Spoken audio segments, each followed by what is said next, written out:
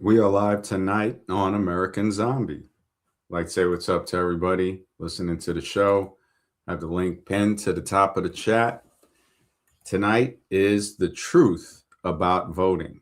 Now, I've said it before that voting is the thermometer that they use to gauge how many people are still asleep, how many still believe in the illusion that tyrannical psychopaths will let them just vote them out of office. We already see what happens. Violence is not the answer, of course not, when it comes to the citizen. But on the other hand, it's a different story when we look through history, especially dictators throughout China and Russia, Lenin. We see throughout Germany. We see it throughout Africa. A lot of people forget about Idi Amin and people from other countries as well. And this is where people need to go a little bit deeper and try to get the full story. Try to get something that lets them know his story has other parts to it. The whole story, her story, a lot more things. But voting, when we look at people that vote, and you have some very genuine people, people that will help you in society, good people that just fall into the illusion of thinking that they have more power than they actually have. Now, when we look at the beginning parts of the so called country, only certain votes mattered. And why would those votes not matter today? Why would those not be the only votes mattering today? Well, there is no reason why they wouldn't. The reality of it is that either those votes are the only ones that matter, or it's even a smaller percentage of that. Maybe it was something altogether using the psychological illusion that we live in, thinking we are the ones that run the country. Well, if that's true, why can't you just speak to the president and talk with him? Why does it seem like a political show? Why do they talk about voter problems with the counting and stuff like that? That should all be taken care of. I think there was a quote by Stalin, not saying he was a good individual. Remember, he was an atheist. When people say that evolution and atheism doesn't cause as much problems as monotheistic religious people, well, you can always bring up Stalin. You can look through Hitler. You can look through a lot of their stuff, Pol Pot, Mao Zedong, and see that there was, at the base, there was always this evolutionary excuse to say that one person is better than another, that these people, if they're gone, it won't matter. When natives of this continent made a good point in saying that we are just one strand of the web of life. And what we do to the web, what man does to the web, he does to himself. For people that didn't have writing or reading, that knowledge is smarter than all of the written philosophy in the world. It's like McKenna said, even though he was an evolution zombie himself, a broken clock is always right twice a day. He said that there is more spirituality in a magic mushroom than in all the religions in the world. And that's another statement that rings true. It really does. When we look at some of the stuff with the political system, it's almost in disbelief how people believe this stuff. Calix, good to see you, brother. Always a pleasure, man. Cope approach, yeah, man. Got to vote harder. When some people will actually be so zombified. If you say vote harder, they'll consider what you're saying for a minute, like considering it in a way like, will it help? Like, so what is voting harder? If I vote harder, can you think that you think that'll really work? This is the level when you speak to somebody that's on that level. It's almost unbelievable. at that point. It's hard to believe that this person is that something has stalled the forward progress of thinking. The critical thinking of that person's mind has cobwebs on it. Like they've been successfully programmed to be on autopilot when they were growing up in school. We see some of these kids, the valedictorian, right? Or valedictorian, whatever that name is. That I mean, when I look at these names, these Latin names on the stuff, why not learn the Latin? So now when you say it, you know exactly what it means. But no, I had posted something a while ago. We need to hear from the 5 kids that have the lowest scores. You got to hear everybody's story about school. Hear the story about school of the people who have been abused. Talk about that Sandusky dude or something, right? Was it Penn State? Talk about those kids' story. Thank you, Coach. Valid, yeah, man. And I look at some of those kids. Where are they today? Are there any valedictorian crackheads or something like that? Yeah, man. Sandusky, man. That it was so messed up. It was so messed up. He was up in the cheeks. He was up in the cheeks. Parents was dry. Hey, have a good day today at practice. Straight cheeks, all up Sandusky. Just nobody cared. Nobody. I've said this many times that when people leave their kids in a school or hand them over to an adult, they're saying that it's okay.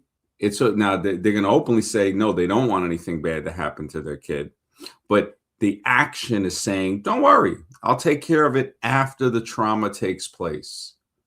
So after the child has been Sandusky'd at Penn State, no, this is a problem now. The parent not overseeing their kid properly, that's not the parent. To let the kid get Sandusky'd. They'll just vote harder. How do you fix Sandusky? You vote.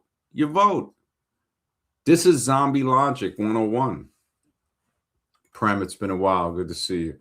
You ask a zombie a basic question like, tell me a single major change that was enacted from voting, and they go quiet. Yes. Yeah. Yep. The ballot zombies, they go quiet. I mean, you look at the people that support any president. We saw it on both sides. Remember, right, last stream I talked about Tim Walz, the governor of Minnesota. Now he's wrapped up in that whole thing with the Somalians, right? Of course, they try to just blame the Somalians. That's the MO in Western countries, really. Well, in America and maybe Canada and Australia, but what we're seeing happening overseas in Western Asia, which is what they try to call Europe, Western Asia and the UK, man, the people that are behind the scenes running those countries are just blatantly you. They're showing you with their actions what they're about. Now, it's horrific, and it makes me wonder, man. It makes me wonder, like, how it's so sad the way it's a lesson. It's a lesson. If we look at this as like an experiment, look at the epidemiology of the events, they're really pushing this thing, man, where people over there, how do you vote your way out of that? I've heard a saying, you can't vote your way out of tyranny. So I've heard that saying before. How do the people in England, Ireland, the UK in general, right? It's the north part of Ireland, if I remember correctly, which it says a lot when you look at the map. Like, man, some people just can't leave some people alone to live in peace. And then they lie and say, oh, no, well, we'll write on paper you have the right to a life, liberty, and the pursuit of happiness, something like that. Meanwhile, you got, slavery and all this stuff, massive campaigns against Native Americans. Yeah, but this paper says that you're free. So, ta-da, I guess you are, right? When anybody looks at the current state of tax today, I think that would be a whole different a whole different thing, man. It just with the amount of like now, I think I saw something with Trump. Like somebody had a headline saying he's saying something about getting back what is it, 18 billion, 19 billion with Minnesota. So the same guy, I mean, the crookery is off the Richter scale. The same guy they wanted to be vice president with Kamala, which is just, I mean, when I look at that, Homer Simpson is a better choice for president than all of these candidates. I mean, it just Kamala to have Kamala and it's like, hey, grab Tim Walz. What's he in the middle of some scandal? Don't worry, have him run for vice president or something like that. Was it a comedian act for that or something that I'm not seeing? Now he's in the middle, wrapped up, and Trump again is going straight. What was that show he had? The Apprentice. So Trump is he's a well-versed actor. All of these people in politics, extremely well-versed actors.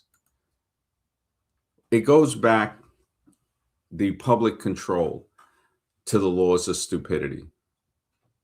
Voting.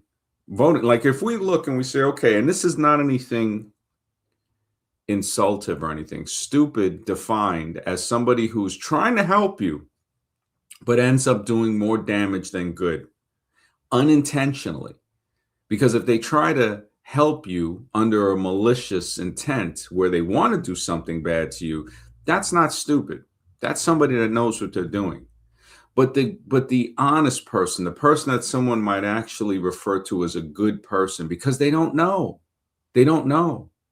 That's what the laws of stupidity were written about. When Dietrich Bonhoeffer talked about stupidity being greater than evil itself. It's a greater threat. Because you have people accidentally, like the guy on our side is not trying to drop a grenade to destroy our side. He's stupid. He accidentally drops the grenade. He doesn't realize the importance of making sure that that doesn't happen. That this is of the utmost importance. The first thing is to make sure you hold a pin on that device, because if it slips, everybody within a certain vicinity becomes waffle toast quickly. Other things, like with Bonhoeffer in the concentration camp, he knew that, look at the people that are running the camp. This guy's a genius, and they're about to hang him. Because what? Because more stupid people told them to do it.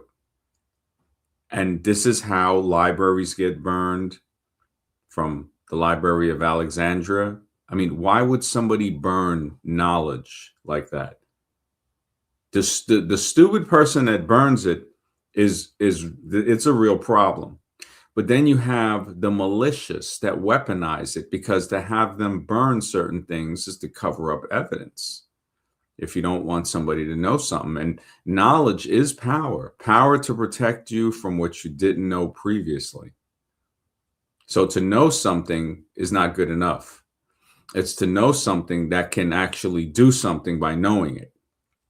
If you know one guy is related to another guy, that doesn't matter. But if it affects something, to say, oh, so that's why it's not a good law, because these two guys are connected somehow. They're related to each other. So their objective is not morality. It's corruption, basically. It's a law imposed on the majority that doesn't affect the minority. And that's something that people need to look at and say, is that law, does that exist here? Does that exist in any country with a leader? And we tend to see that the deeper we look. Like, oh, so these people, like we talked about, you have somebody with over 30 felonies that are convicted with no penalty, no punishment, no time, and runs as the president. That's just, I mean, the laws of stupidity. People like are on so hard level of autopilot, it's ridiculous. That type of mental control that we see in the society, where people are running behind Trump again, like, yeah, look, he's doing something, falling right back into the trap of thinking he is doing that. This person that sits behind that desk is actually making all of the decisions. People will say, well, Congress, has to vote stuff in. Congress is the only group that can send the country to war.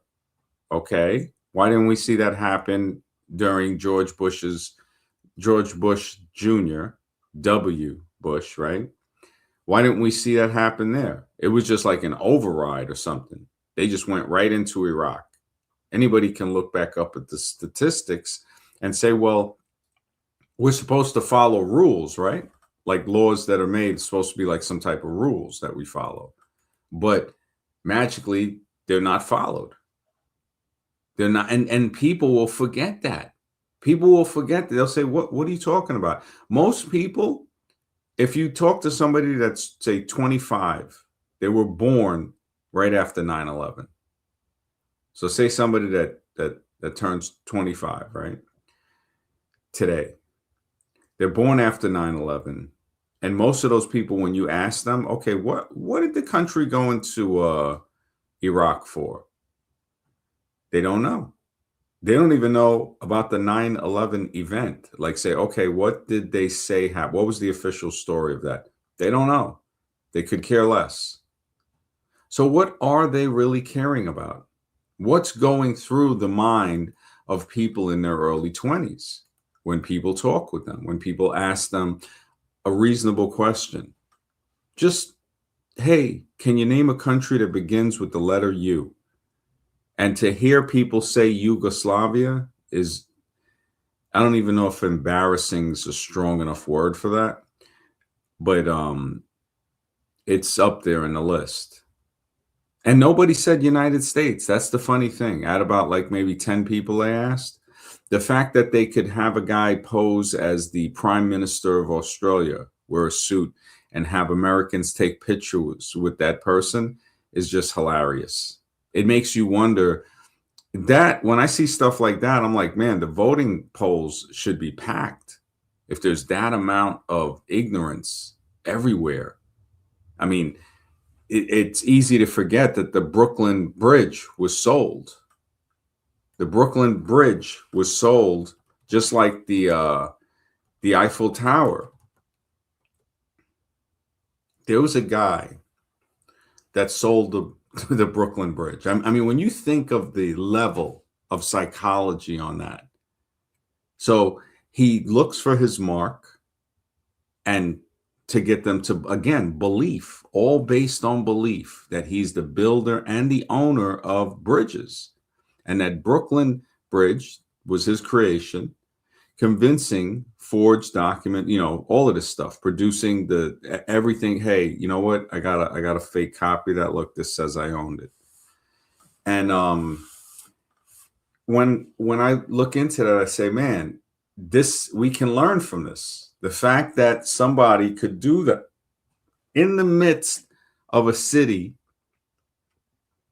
basically the capital of the world, New York City, he could do that and get people to like believe him, to say, oh yeah, that's, they can talk to other people.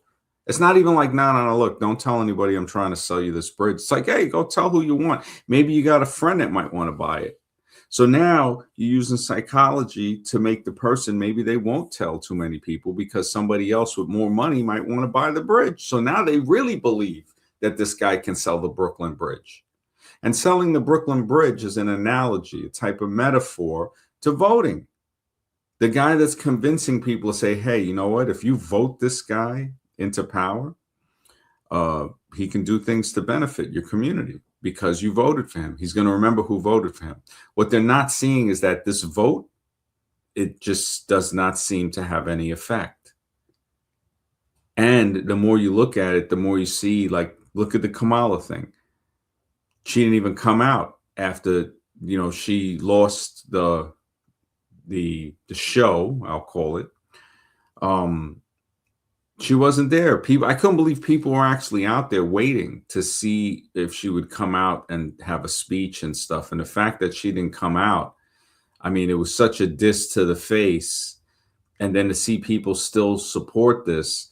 And then Tim Walz, you bring that up now. It's like, hey, where's Tim Walz right now? Oh, he's in Minnesota with the Somalian thing going on. They don't like to talk about that.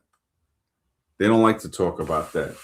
You remember when Trump riled people up about building a wall, and all of his zombie supporters forgot about that? Not saying that I want anything to be built like that, because people don't realize they don't build a wall to keep people out. They build it to keep you in. People don't need, it's like, you look at that, it's just like most people come in from the north. When you look, there's ways to come in through Mexico legal. They say a lot of the cartels control many, many miles, hundreds maybe of miles going toward the border. So they intercept anybody trying to leave legally. But people that can make it to the certain spot and go through can go through. There's a lot of things that people don't know that go on. I mean, when you look at the stuff about that, it's not pretty.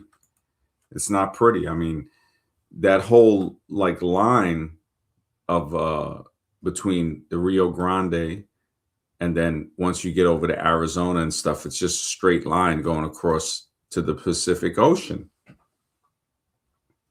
Arizona, New Mexico, stuff like that. Once the Rio Grande goes up to, I think it goes up from the edge of Texas, it goes up into Arkansas. But once you hit that part where the Rio Grande goes from Texas to Arkansas, the line where Mexico, now becomes a straight line going across toward Cali.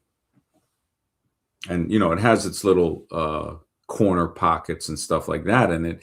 But it just shows you that these are fabricated lines. These are maps with lines drawn on them with people that have basically taken it from somebody else and said, okay, we'll carve it up like two dogs ripping apart a piece of meat. One person taking this end, the other person taking the other end. And that's what we see whenever you see a map that has a straight line. That's a clear indication with the straight line. When you see the swervy lines and the lines that go across natural boundaries, that could still be two fighting people, but it can also be a natural barrier that actually kept it to where it was like, okay, nature saying, look, man, you two people can't get along. So this barrier here, we're going to, use this as the natural barrier. Obviously, people can't. Obviously, it's a failure of communication when you think about that. The fact that people fail to communicate with each other. That's what the conflict is. They don't want people talking with each other. They don't want that. They want you consuming, not thinking. Critical thought has to be held back and to be distracted.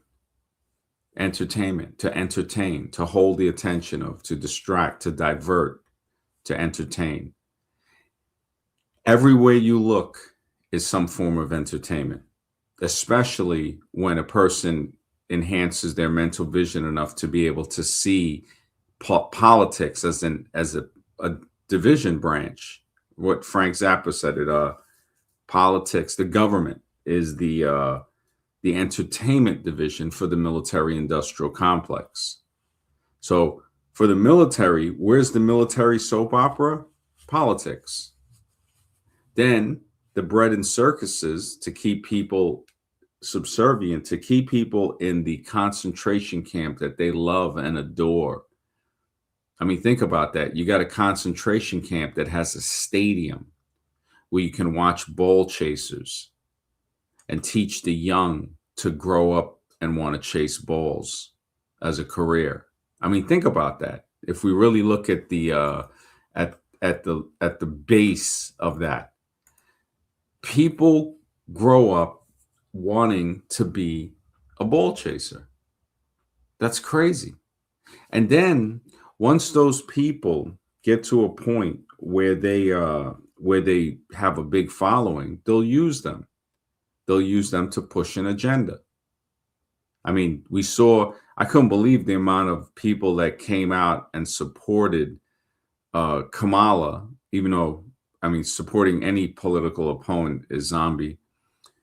But the fact that you had these celebrities, it made me wonder, like, man, like what kind of bribe or something? Like, is there a bribe or what is making this person go on camera and try to support somebody that didn't even seem to be nominated as a candidate? Because once they saw Biden was weekend at Bernie's, that's when they were like, look, man, we've got to get Kamala on this bandwagon quick, because this dude, this is no contest whatsoever.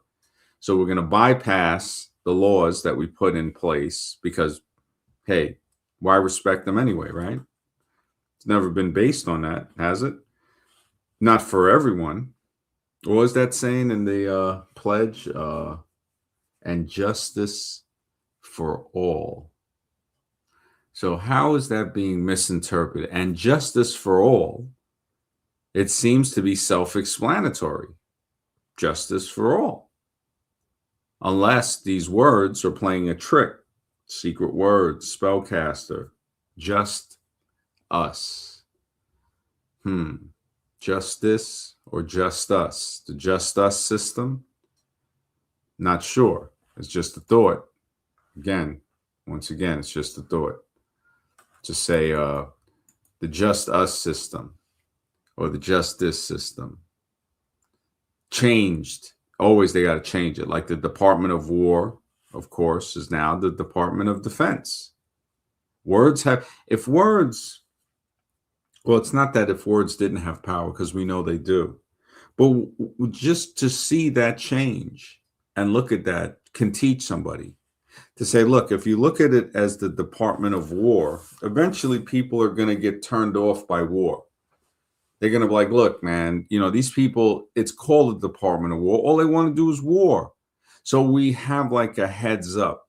So, where's it coming from? The Department of War. All right, we gotta look this over, because all these guys do is just push war. But now, when you change it to the Department of Defense, now it's like, wait, no, we need to do this for our defense. Same department, different words. And it gives a totally different psychological outcome. The zombies jump on board.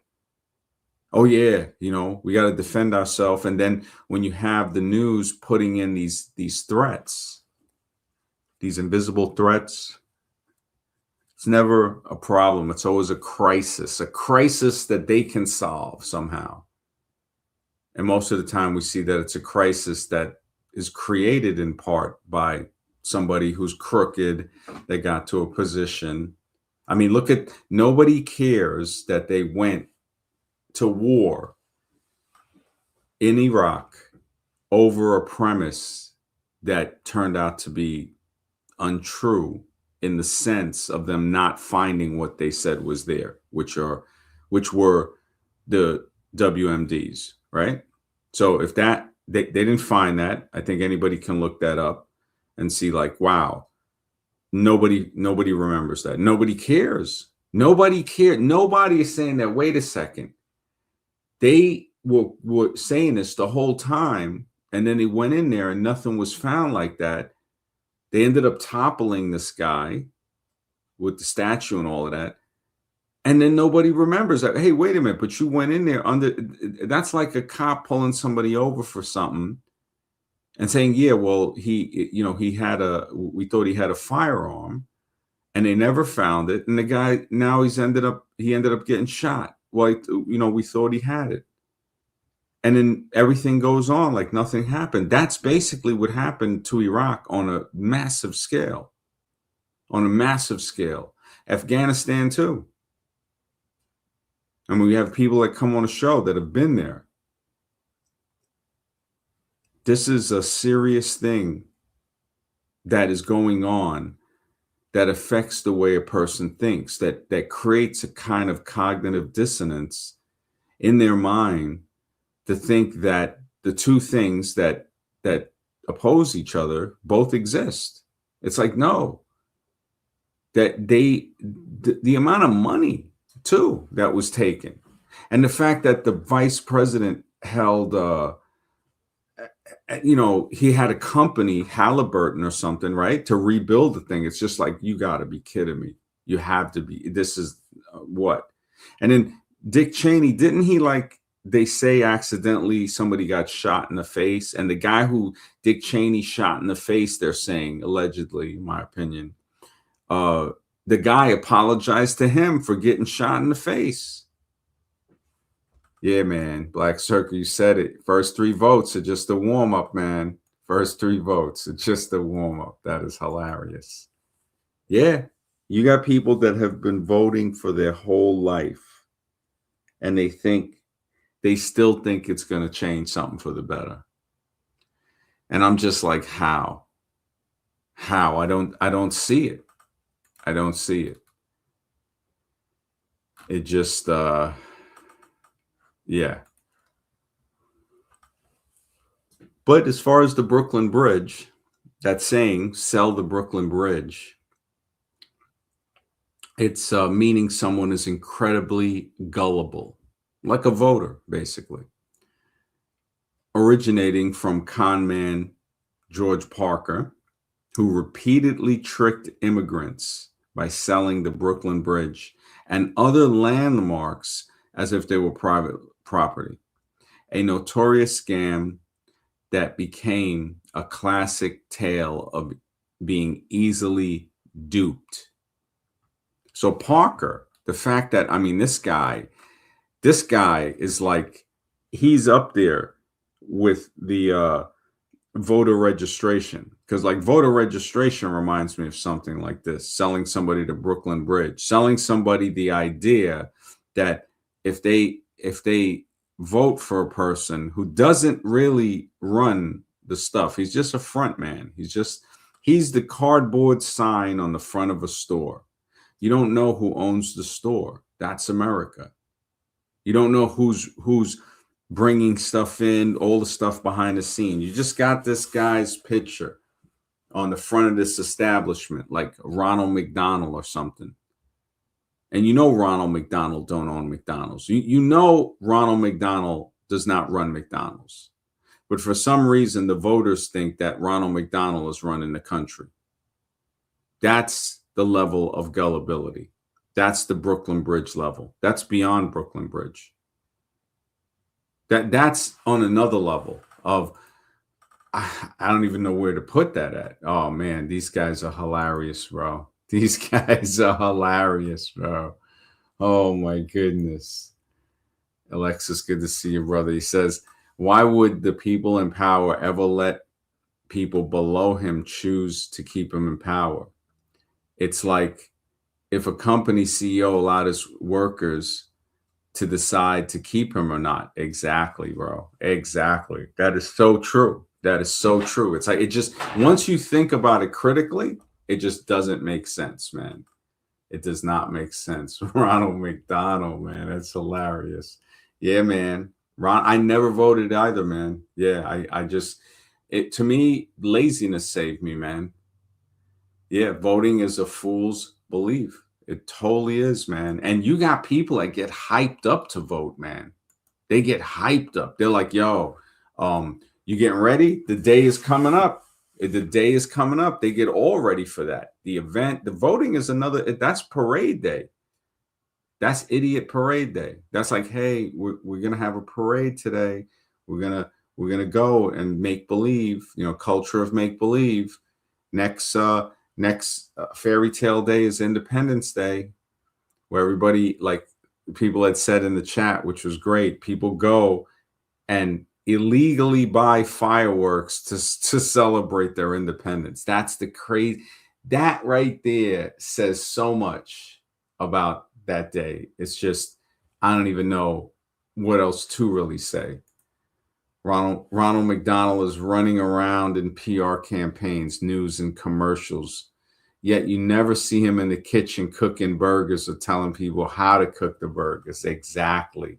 That is seeing through the illusion. Totally seeing through the illusion. Seeing that you don't ever see him associated with the food. Never see him with the food. He's always harassing some kids. with a bunch of other creeps. The Hamburglar, Mayor McCheese, right? It's like, what the Grimace. Oh my goodness. Grimace is just like a gigantic butt plug. How did they even get that shape to that guy? I mean, the McFries, right? They remind me of that rap group Channel Live, the McFries, right? You see a lot of guys trying to rock that style, the McFry style. We have we have Mayor McCheese, Hamburglar, Ronald McDonald, Grimace. It's a band of characters, man. Burger King may not have as much, but Burger King is yeah, that's Donald's job to flip the burgers. Holy smokes. Trump was in the kitchen cooking. Yeah, that it when I think about it, man, people are so zombified they pay tax when buying fireworks to celebrate Independence Day. That is so true, man. It's like that's the craziest thing. The fact that they're buying it illegally, and if they're paying tax on it, that just makes it even a hummus. I mean, 100%. Yeah, I was looking at Grimace here, hummus Grimace. Yeah, I mean the colors and all of that too on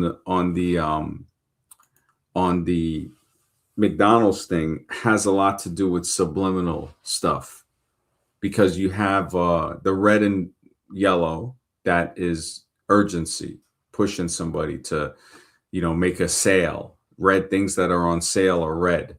So we see that the golden arches, the yellow is a color that has something to do with getting someone to have a feeling of trust and warmth.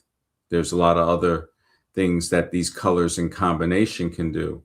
But then when we look at Grimace's purple, the Hamburglar with the black and white, Ronald McDonald's got that uniform, the red hair, the white face, the whole clown outfit. McFries, I think they're like blue and, a whole bunch of different colors. McCheese is a weird character, man. And then if that ain't creepy enough, you got Burger King. So if McDonald's is not creepy enough, you got Burger King. I mean, you're talking about creep level 10. Burger King is a creepy dude. So, and both of them, what are they selling? The crap burgers that we already know what's in the burgers. Grounded up, whatever. Grounded up something.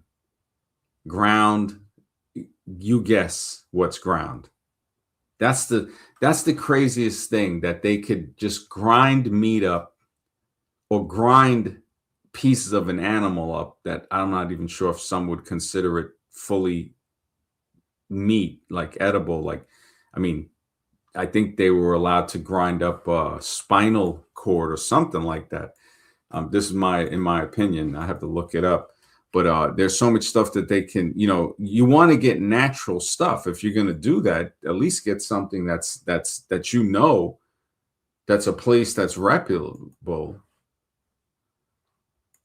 Ronald is the best comparison to the president. He is the first thing you think of when you think McDonald's, just like the president is for the USA. But like the president, he's just a clown.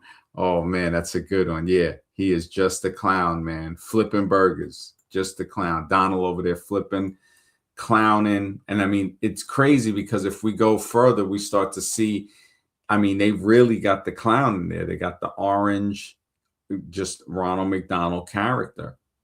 And he is, what did he had something, I think, in his first term where he bought or he got like the whole, I don't know, some sports team, McDonald's or something, or the people that came to the White House. Like, I mean, he's just such the level. If you see McDonald's sponsoring the White House meal, you know that isn't like McDonald's just giving them free food. They're paying them as well, most likely, under the table to say, listen, because that's going to get them noticed. Oh, McDonald's, people are going to want to go to McDonald's. It's such a, I mean, they hide advertisements in plain sight. I think somebody was saying They mentioned something about that on one of the shows. The way they put it was like, yeah, you know, or a song or something like that. And you hear a product, it's like, well, now it's an advertisement. It's not just a song, it's an advertisement on the on what this on what we thought was just a song. But the laws of stupidity, going back to that, because it does link in with the voting, it links in with every, you know, people not being able to see through the illusion of the political sitcom. But Bonhoeffer, when he said it was a greater threat than evil, a moral failing, basically, where people abandon critical thought. So when you abandon critical thought, that's when you become susceptible to propaganda. And it's more dangerous than someone who's malicious because they're immune to reason and facts. You can't, if somebody has been infected by stupidity, the reason and facts cease to affect them. That they are immune to it. It's like somebody voting. You can give them the facts, reason, and they're not going to listen. They're just going to you know, act like they're satisfied and get aggressive if you challenge them. It can get aggressive. I mean, you just talk about somebody about their political beliefs and you can see the attitude change. And now when the people who would be considered stupid because they're doing something genuinely to help you, but they accidentally end up hurting you and they don't gain nothing from it. They either can hurt themselves too, or they won't gain nothing. But the thing is that they caused you a problem, but under the pretense of not wanting to cause you a problem. That's what makes it so dangerous, because you know this person is not maliciously evil. Therefore, you can see how stupidity can be more dangerous than malicious evilness because you're not ready for it. It comes without warning. At least the person you know or suspect, you're going to be on guard. You're going to say, no, I don't want this person coming here to do this. I don't want them, you know, I'd rather have somebody that I trust do it. But you got to make sure that person that you trusted is not stupid, which is so important. Ashar, good to see you. Ashar says, hey, MD, I got another anagram for you. Digital identification is attained idiotic filing. Wow. Wow. The fact that that spells that phrase is just freaking amazing. Digital identification, attained idiot filing. Wow, man. That's a deep one. Thank you, Ashar. I really appreciated that. Ashar is on, man. She's on point with that. This is these messages within messages are very, very important. There's something to them. It's not just there. We know it's not a coincidence. We know that there's something, like it's trying to tell us something within the message. So it's like, what is it saying? It's telling us it's idiotic filing, attained idiotic filing. That idiotic attained filing. So yeah, it can be said in different ways, but attained idiotic filing. The fact that it spells that out without adding or subtracting letters is just it's phenomenal. Alexis says, I told my family on New Year's that voting does nothing. You'd be surprised how fast Agent Smith came out. Yes, Agent Smith, man. I need to do, see, that's what I'm thinking, to do an AI video. Matter of fact, I'm going to write down, do an AI video on Agent Smith syndrome. Agent Smith syndrome. Funny enough, the acronym is ASS, Agent Smith syndrome. So that, see, and that's the thing. Yeah, they even put these psyops where you will have people like with the Agent Smith syndrome, will try to twist it and act like, oh, if you don't vote, then you're not part of the illusion. You don't deserve the right to say anything should be changed because, the voting zombie is extremely dangerous because the first thing is they're trying to say voting, democracy, whatever. But if you don't, now all of a sudden what? So now is that person subject to tyranny now? And that's how quickly they change. Because remember, you're dealing with a zombie. You're dealing with a zombie. And that's what it is. To think that it's not, that's where the problem comes in. But yeah, Agent Smith syndrome, bro, that comes out. They told me if you don't vote, you're allowing. Wow, that is so. It's so. That's something that lets us see, because to take it to the smarter and the higher level is to look at it and say, oh my goodness, not oppose it, not directly. You got to sit back and think like, wow, this thing has affected my loved ones, the people that I cared about, the people that I care about, that I'm related to. It affects them in a way that I can't even reach them. And if I go to try to talk with them, they're going to try to act like I'm on the side of the bad people, like how Alexis is saying here. So if they're saying you're allowing the fascists to win, so that's saying now you're on their side, basically. So they immediately, the hatefulness of the zombie virus can infect someone in that way. It's to say, oh, so you're not one of us, you're one of them. And it's like, well, wait a minute. What do you mean one of us? Those people don't even know you. Those people will take money that, like, say you make 100 grand and you got to give 35 in tax. They're going to take that money, and instead of taking like $5,000 out of that 35 and doing it to something to directly help you, they're not going to take it. They're going to give the majority of that to another country or steal it. This is what we see. It's like, okay, so the people paying taxes in Minnesota and all of that, and the federal for the programs, and then you had these people, the governor himself being involved in that. I mean, how much more heartbreaking is that? But not to a zombie. A zombie will be like, hey, you know what? We'll vote harder next time. We just didn't vote right. They'll say, you see, that's what happens when you don't vote, because the other people are in power. The other side of the asylum is in power. See, if you would have voted, our side of the asylum would be in power. And that's a pretty accurate analogy. So in other words, the nutcases that these people support are better than the other nutcases. This is, I don't know what level of insanity, but this is up there. This is definitely up there.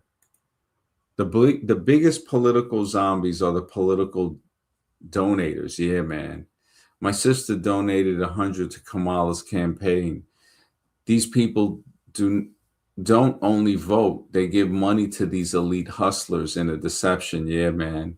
That is so, it's like Kamala's making so much money. I would assume she's a millionaire. I mean, to have somebody donate, to say that, okay, if you're not a millionaire, even if you are, it's like, what, donating? I mean, that is so tough, bro. It is, man. It's the voting zombie catches a lot of people from a lot of our families, people in my family. I don't even, there's nothing I could say to them. Black Circle says, what about a stream on Agent Smith's? That's actually a good idea, bro. I think, matter of fact, yeah, I'll do, something tomorrow night, in honor of you, Black Circle, and in honor of Alexis, always coming up with some good topics, man. And it's always a pleasure to see a Shar. But Black Circle, you did it, man. It's like Agent Smith. I got to remember. Tomorrow is Agent Smith syndrome, or I got to think of a good name for it. If you got any good names for like a stream about Agent Smith. Agent Smith syndrome. What is Agent Smith syndrome? Which is basically ASS, with the acronym. So what is, I got to see if that'll float on the thing. It should, if I put the periods, A.S.S. that. So Agent Smith syndrome. And everybody, I think, has experienced that. Yeah, Matrix is a documentary. Maybe even something like that too, Alexis. Yeah, like another stream. So tomorrow maybe Agent Smith, and then the next day a documentary called The Matrix. That might be a good name for that stream. So, because yeah, I got to start getting them lined up instead of trying to. It's too hard to wing them because every day, like once a week, when I was doing Smash, yeah, you could wing it, on the spark. Okay, this is what we're going to talk about. Plus, we had so many people, so much material. This stuff, yeah, I need to start planning it out. It makes it a little easier. Like I knew I was going to do it on Voted a little bit ahead of time, but not much. Some of the other days, like sometimes, honestly, when I just sit down and I put rabbit hole discussion, or if we do through the looking glass, some of those get to be some pretty deep conversations. Some of those actually get to be some pretty deep ones. Like yesterday, um, I guess I ended it a little early. I was tired, and Jake left a comment like maybe 30 minutes, 50 minutes after I ended, and I was like, wow, because he probably was going to come on, and I had already ended it. Tonight, I figure I stay on a little longer. It's almost an hour, but I'll see what happens. If not, because be streaming a lot. It doesn't have to be a long stream. You just play it by ear. I think the Agent Smith stream will probably be a long one, and the Matrix documentary. Yeah, the documentary and the parts of the Matrix. That's the thing I got to go through to say, okay, what are the parts that every little part they have so much information in it. Like even in the beginning, when they type on his computer, and he wakes up, and then it's like it makes you wonder, how do they know? Like when how do they know about the white rabbit, about that part? Like how, like what are they seeing? That, like, is there something that's played out in the Matrix that they can read that tells them that, okay, Neo, these people in the Matrix, this is how the program is being run. So now we can tell them, like, look, we give him a hint, follow the white rabbit. He notices that on the girl's shoulder, the tattoo on her arm. When he says, nah, he's going to stay, then he realized, and he's like, you know what? I'll go with you, because of what he was hearing on his computer. Because I guess he's like a hacker in the movie. Mark, good to see you, man. Alexa says, can you show Matrix scenes on the Matrix stream? That I got to look into. I'm not too sure about it, because when I look at other channels, they do show a little clip. What I can do, I know for sure, is I can show pictures. So I can take a free shot of some pictures, maybe a few in succession, and I'll look through it again. I'll talk to Scribe tomorrow and ask him, because I know he knows a lot about the technical stuff. He said he might come on tonight, but I doubt it. I talked to him earlier, but yeah, I told him about that dude's channel, the Church of Tupac.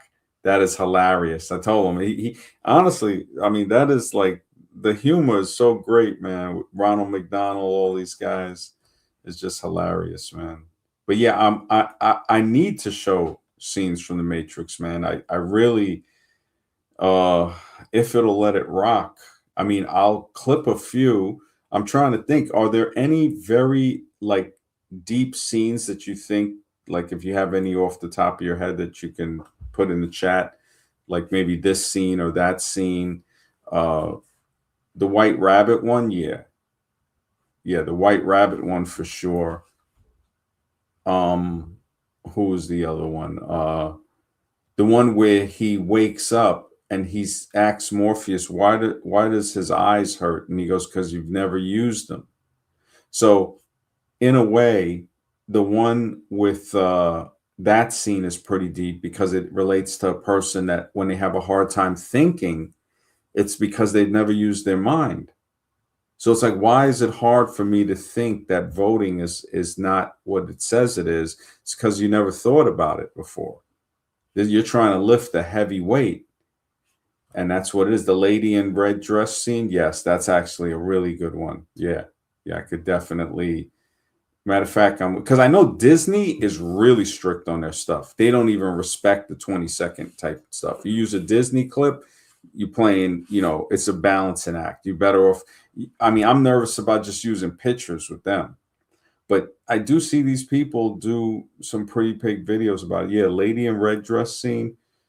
That's the one where he looks at the cop and he's telling him that it was I think a little after the red dress, where he says most of these people will uh will will will will defend the system you're trying to protect them against. They're not ready to be pulled out. And that's when he showed the cop with his foot on the bumper writing the ticket. So it showed like, oh, okay. Um yeah, that those type of analyzations of the movie are really deep. Yeah, Jamal, if you want to hop on, could come on and explain and show the lady in red dress scene. Yeah, I'm a little scared about showing it, maybe a picture, but until I read like and go through the rules again to say, okay, I know there was a 20-second rule, but to keep it safe, I would always do 15.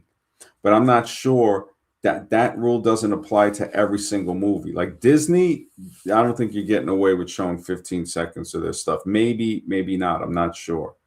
But to just talk about it, yeah, we could just talk about it for now. But until, yeah, and it's good that the Matrix ain't owned by Matrix yet.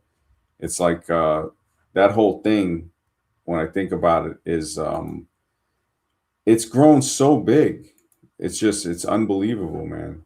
The way that it's grown, and part two and part three, I mean, it had some okay stuff to it, but really part one was the main one.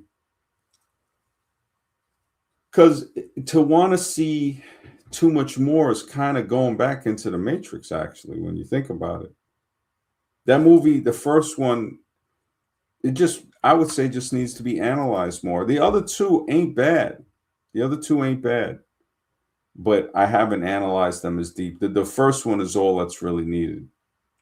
The first Matrix, to know what, like, the lady in red scene, I would say some of the stuff is to show how easily a guy can get distracted if he's not at peace, if he doesn't control his lust.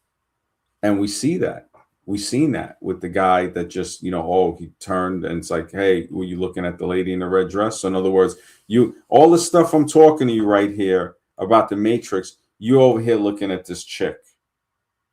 You over here looking at this chick. Now, I don't know if that scene had happened after he had popped, or was it I think it was afterwards. So he knows he's in the Matrix. He's beyond the point of, oh, this is a program. So the reality of the situation, the devastation, and you over here thinking with your other head.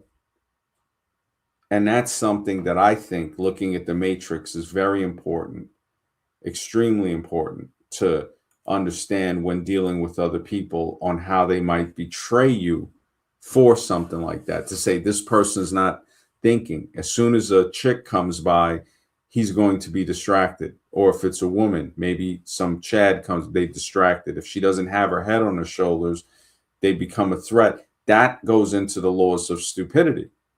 This person is too stupid to be able to control. It's like a dog on a leash that pulls the leash. It's like, control yourself. And this is a big difference between people who think and people who don't think. You either control your emotions, or your emotions will control you. Your senses are like the reins on a horse.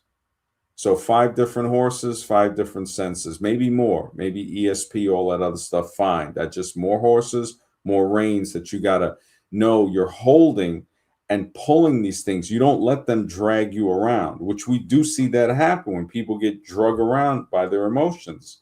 They act like animals. They act worse than animals.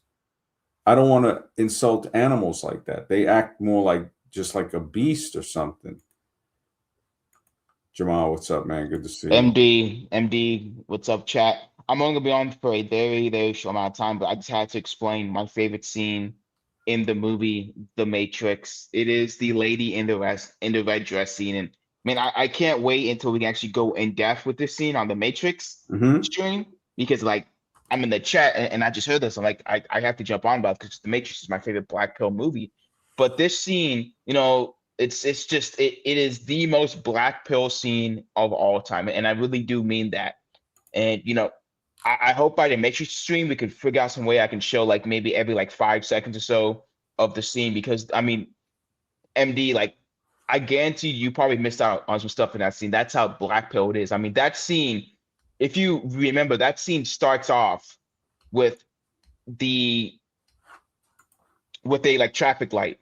That's it starts off with just a traffic light, right? And then the traffic light turns from red into green, and then everyone starts moving. Already we are being hit with the black pill, pretty much telling you you can't even cross a street without the government allowing it. Hmm. Already it starts off just like that with that scene. Now, Like before that scene, are they sitting in the chair and then they plug in and then bang, it's at that scene? yes, yes. Okay, okay. Yeah, I don't But it's remember it fully, yeah. but yeah, I remember when, Mhm, now that you say it, yeah. So they're at the light, they show you the light, and now they're walking across the street and he's mhm. talking to Neo, right? Yes, yes. But in this scene, I can't wait to I really wish I could show this. But in this scene, If you have so the pictures, I'm thinking if we have good pictures, we could show that, like say, it would okay, have to take me a minute because I have to go into the yeah, yeah, scene not and take your then time. We'll do it screenshot. tomorrow. We're going to do one on Agent Smith syndrome. Black Circle had that idea, and then Alexis has a good idea of the Matrix as a documentary. It definitely is. It's not a movie; it's a documentary. It's so if we did a stream on like maybe uh, a good title for that, the Matrix, a documentary called The Matrix or something, and then of course Agent Smith syndrome. What is Agent Smith syndrome? Uh, that's actually a real good one because the Agent Smith syndrome we know can now go into the Matrix documentary. Yeah. I mean, Agent Smith is probably one of the best villains as well. Just a super black pill villain. But I mean, with this scene, though, lady in the red dress, and I do want to mention this before I go. Right after it shows you the traffic light scene, and then Morpheus and Neo walk across the street. Hmm. Um, so what it shows is that Morpheus, who's completely separated from the system, right? He is completely awoken, Hmm. right?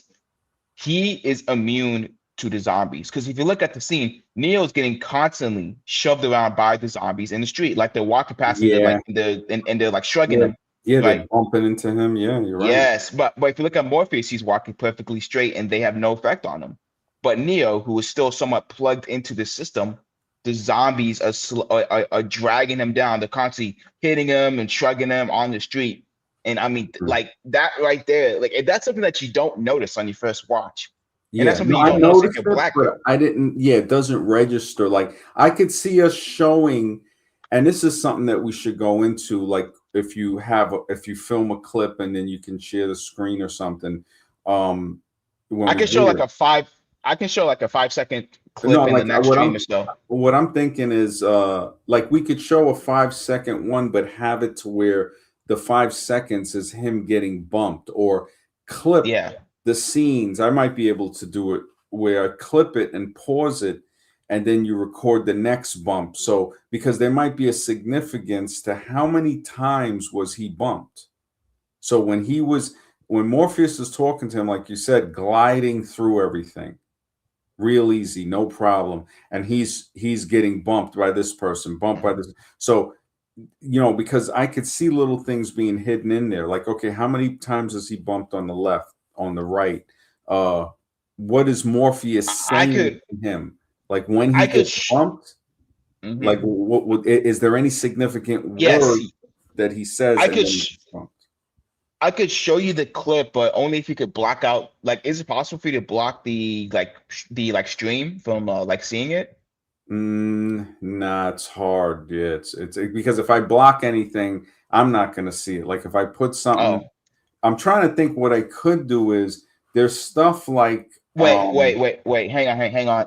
You could just watch it. So no, I sent you the. unless you just play like 5 seconds of it, and see, I don't know how. I just don't want to, like get you messed up or nothing. Yeah, yeah. It's like because I'm thinking, how can we do it with clips? Like, what is the length? That's why I gotta ask Scribe because he might be able to find it to say, okay, Disney has a whole different policy. So you're not like Disney. I notice stuff that people say that okay, they've done with other movies. They try it with Disney and it doesn't fly. Okay, I see where it starts.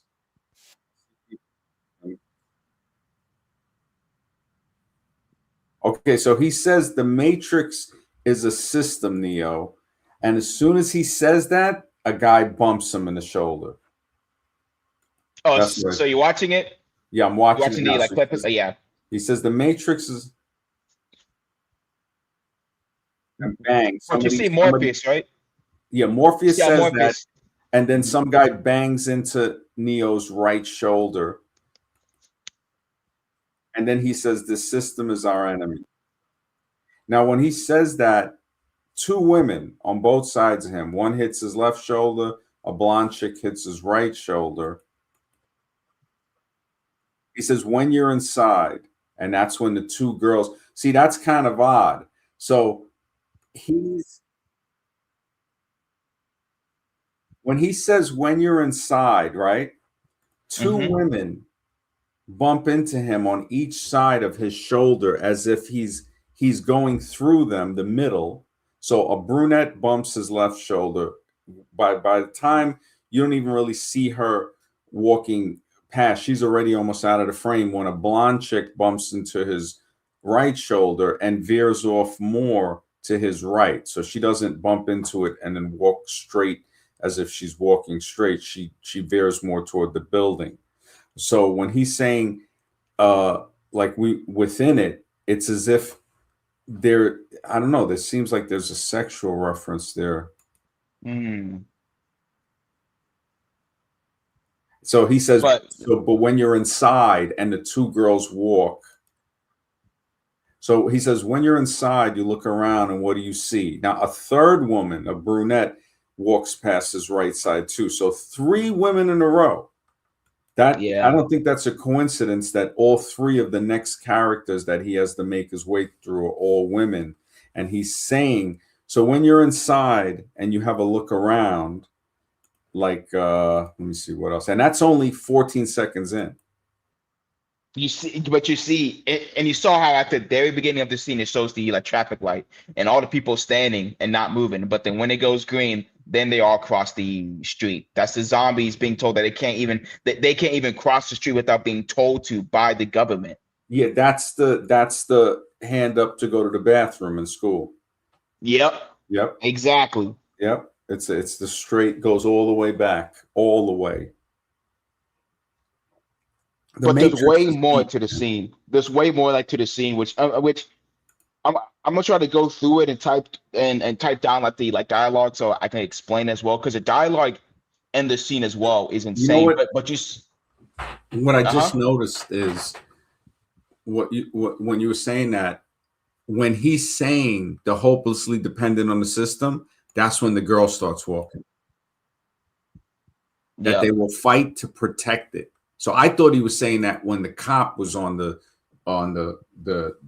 clip where he's Hmm. got his foot on the bumper, but he's saying it with the girl because that's more relevant because dudes will mess up an entire like empire over not having their priorities in not having attained Hmm. and conquered sexual manhood because And you also see how and you also see how the red dress girl comes in when Morpheus says the most important part of of what he's saying because he's saying that until we unplug these people, these guys are our enemies, and that's when the red dress yeah girl comes in because wait they're trying to like distract them, okay so 34 seconds. hopelessly like dependent on the like system. That's when the red dress girl comes in, right? Yep, and then he's saying and they will fight to protect it. Let me see. Yep, and That's why they sent her in, because Morpheus was about to go into the most important part of the system, which is with that these people will fight to protect this system, Yeah. even though it is their enemy. So until they are unplugged, they are they are the enemy. They are Hmm. the zombies. Yeah. Yeah. And she's not even really that good looking. She's like It kind of, does, yeah. yeah, like a little bit like regular, above regular. She's not a bad looking chick, but I think the other reason for that is to show that it shows the desperation of men that don't expect it to have to be something super above average for them to betray you on. They'll betray you on for some regular stuff. She And just when has we to just look dress. She literally just has to just dress okay. That's it. or She just put the has to stand makeup out. on. Like they say, look, Yep. if you have 5 pigs and you put lipstick on one of them, which one are you going to notice? The one with the lipstick. Not saying Yep. you're attracted to pigs, but it's showing that this is how things work. If you put a ribbon on one of the cows, you're going to notice that cow if the ribbon stands out. But the lipstick is a better analogy. Like it's to show, like, okay, um, not saying that anybody's a pig. It's saying that, look, if you put something on, when you look at, when I see people wear this type of stuff, it's like a cry for attention. It's screaming for attention. And most people, the guy that doesn't notice that is because he's so like lustful at the moment. It's almost like an animal. I've seen a lot of guys go into this mode of like, I don't even know if I can call it thinking, but like they change. Like a woman comes around and then they change and they're just acting like, their whole thing is on trying to possibly get some type of hookup with her. And I'm thinking like, this lady is not even interested in you. The next thing is like, this lady is like, why would you even want to, I wouldn't even be thinking about having a sexual relation with this person. So again, it's like they're so like a dog, almost like anything. It's like, and that's where I'm looking at this clip with the Matrix is this guy is getting instructed by somebody who's like a master of the Matrix, who, the one who will find the one, the guy, like you're getting such a level of something, like saying, holy smokes, the world isn't what I thought it was. I'm in this program. This guy's explaining it to me. And bang, look at how quick he gets distracted by a woman in a red And dress. then you see right after that, like Morpheus tells him, look at the lady again. He looks at it and bam, Agent Agent Smith. Smith Yeah. pops out. Yeah, exactly. Exactly. Agent Smith right there. And yeah, the Matrix, I think it can be broken down. I think that might be a good series. It could be broken down. Alexis says, wow, this lady in the red dress scene is way more black pill than I thought. Thank you, MD and Jamal, for explaining it. And you only got through 34 seconds of it. Yeah, man. Thank you, brother. Yeah, I still have the clip. I think thanks to Jamal, man. I'm gonna look through this some more so we can really break it down. And um I'm gonna look through a few things with the guidelines and stuff, because I think with the Matrix, people have done videos. That's another way to look at it. And another thing is to look at channels that have done videos. If they're big channels, like over 100,000 subs, they clearly, bigger channels get a certain type of preference, because I think that YouTube knows that, okay, they're not trolls. They've been with us this long, whatever. This Yep. channel, Zombie, even though I want to change the name to something more scientific once the Human Origins book is published this month, it has been around for a few years. So at least they know. And then my other channel, my first channel that I ever started on YouTube was in '06 of Wow. Ooh, so I have okay. a channel that's almost 20 years old. That was the first email I signed up with. That was before Google owned it.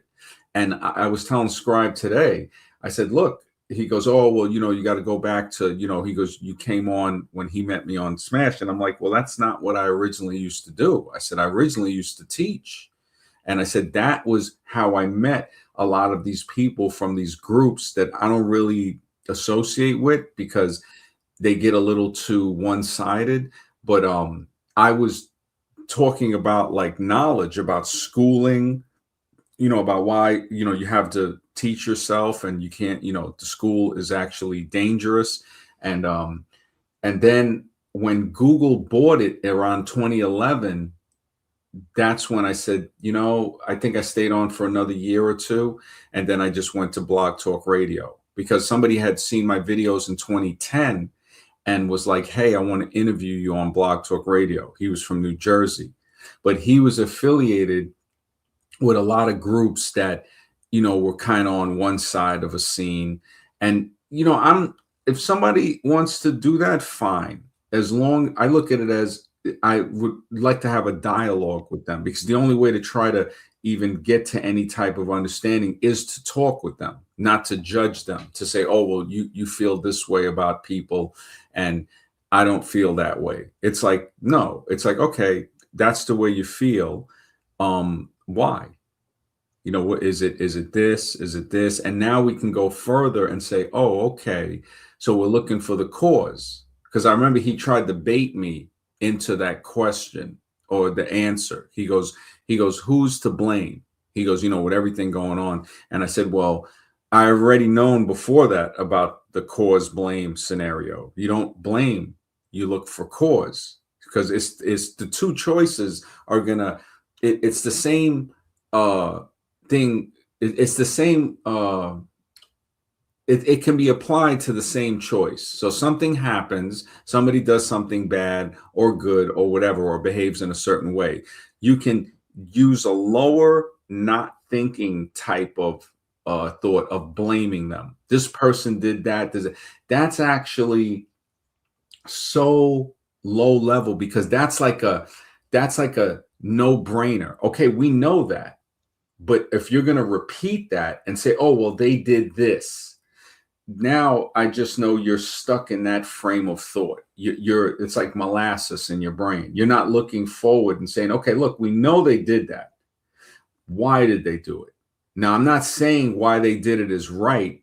I'm saying this is how we can grow to learn how to prevent this from happening or address a problem that is making people act this way. And that goes with everything, like when a building gets crashed into and falls down, you're supposed to study. Okay, where did this hit? Why was that weak? How do we make it stronger? Just like car accidents, when there's certain, they'll have crash test dummies and sensors and all of that because it's very important to be able to determine these things. This is psychology is a hard thing to teach because sometimes people, there's no way to make somebody get it. I was stupid like that when I was younger. There was certain things I had to wake up to. Matter of fact, most guys, not all, but most guys can see it when they get ganked for dinner. When they think that they know they're buying the dinner because they want to have some type of chance at having sexual relations with a woman they find attractive. The guys that are totally lying to themselves will say, no, they just want her company. I'm like, this guy, you can't even trust this guy at all, because he won't even be honest with himself. It's like, bro, don't tell me that if she didn't say, hey, let's go back to my place, whatever, that you'd say no. You want to wait, what, for the next date? It's like something, it's like, come on, man. But the fact that we've done that and then not gotten, just say, oh man, we paid for dinner and it was nothing, that is that is something where a guy still hasn't matured. He hasn't matured with basically being honest. I mean, the situation too, some guys look at it as a gamble. Hey, if I buy 10 different chicks dinner, I'm going to get to sleep with a couple of them. Just the law of numbers, of averages, which can work out too. Again, that lowers yourself into saying, so you're not valuable enough to choose. So you're telling me anybody almost that will offer you a sexual relation, you're just going to take it because you don't value yourself. And then there's guys that will do these comedian acts that'll push that. Alexis says, I don't see people, I see codes. Agent Smith, the Matrix. Wow, that is deep. That is deep. And we got Happy Day of the Kings, bro. We was kings. What is today, Kings? Explain it if you can. Is today a holiday or something? Oh, they say Indeed, though. Thank you for letting me on. I do have to hop off, but I'm probably gonna send you a clip of me explaining yeah, you that still got the scene. email, right? I sent you an Yeah, email recently. If you it's still still got it's still the Wisdom Radio one, right? yeah, yeah, yeah. Okay, yeah, I got it. I got it. I'm good. Yeah, Okay, 'cause yeah, I'll probably.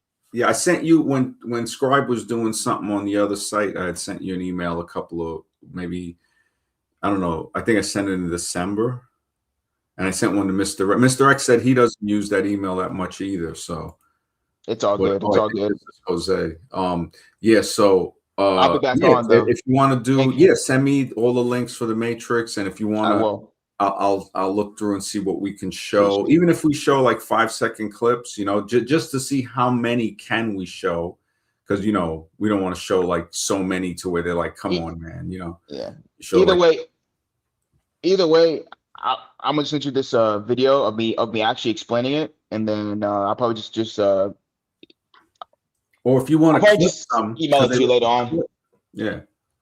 and then I'll just have So you watch tomorrow, it on your own. yeah, tomorrow's Agent Smith, and then Thursday's Matrix documentary. I got you. Thank you. All You right, have a good bro. night. All right, too. Jose, what's up, man? What's up, bro? What's today? Kang's Day? It's a holiday? What they say it's Epiphany Day.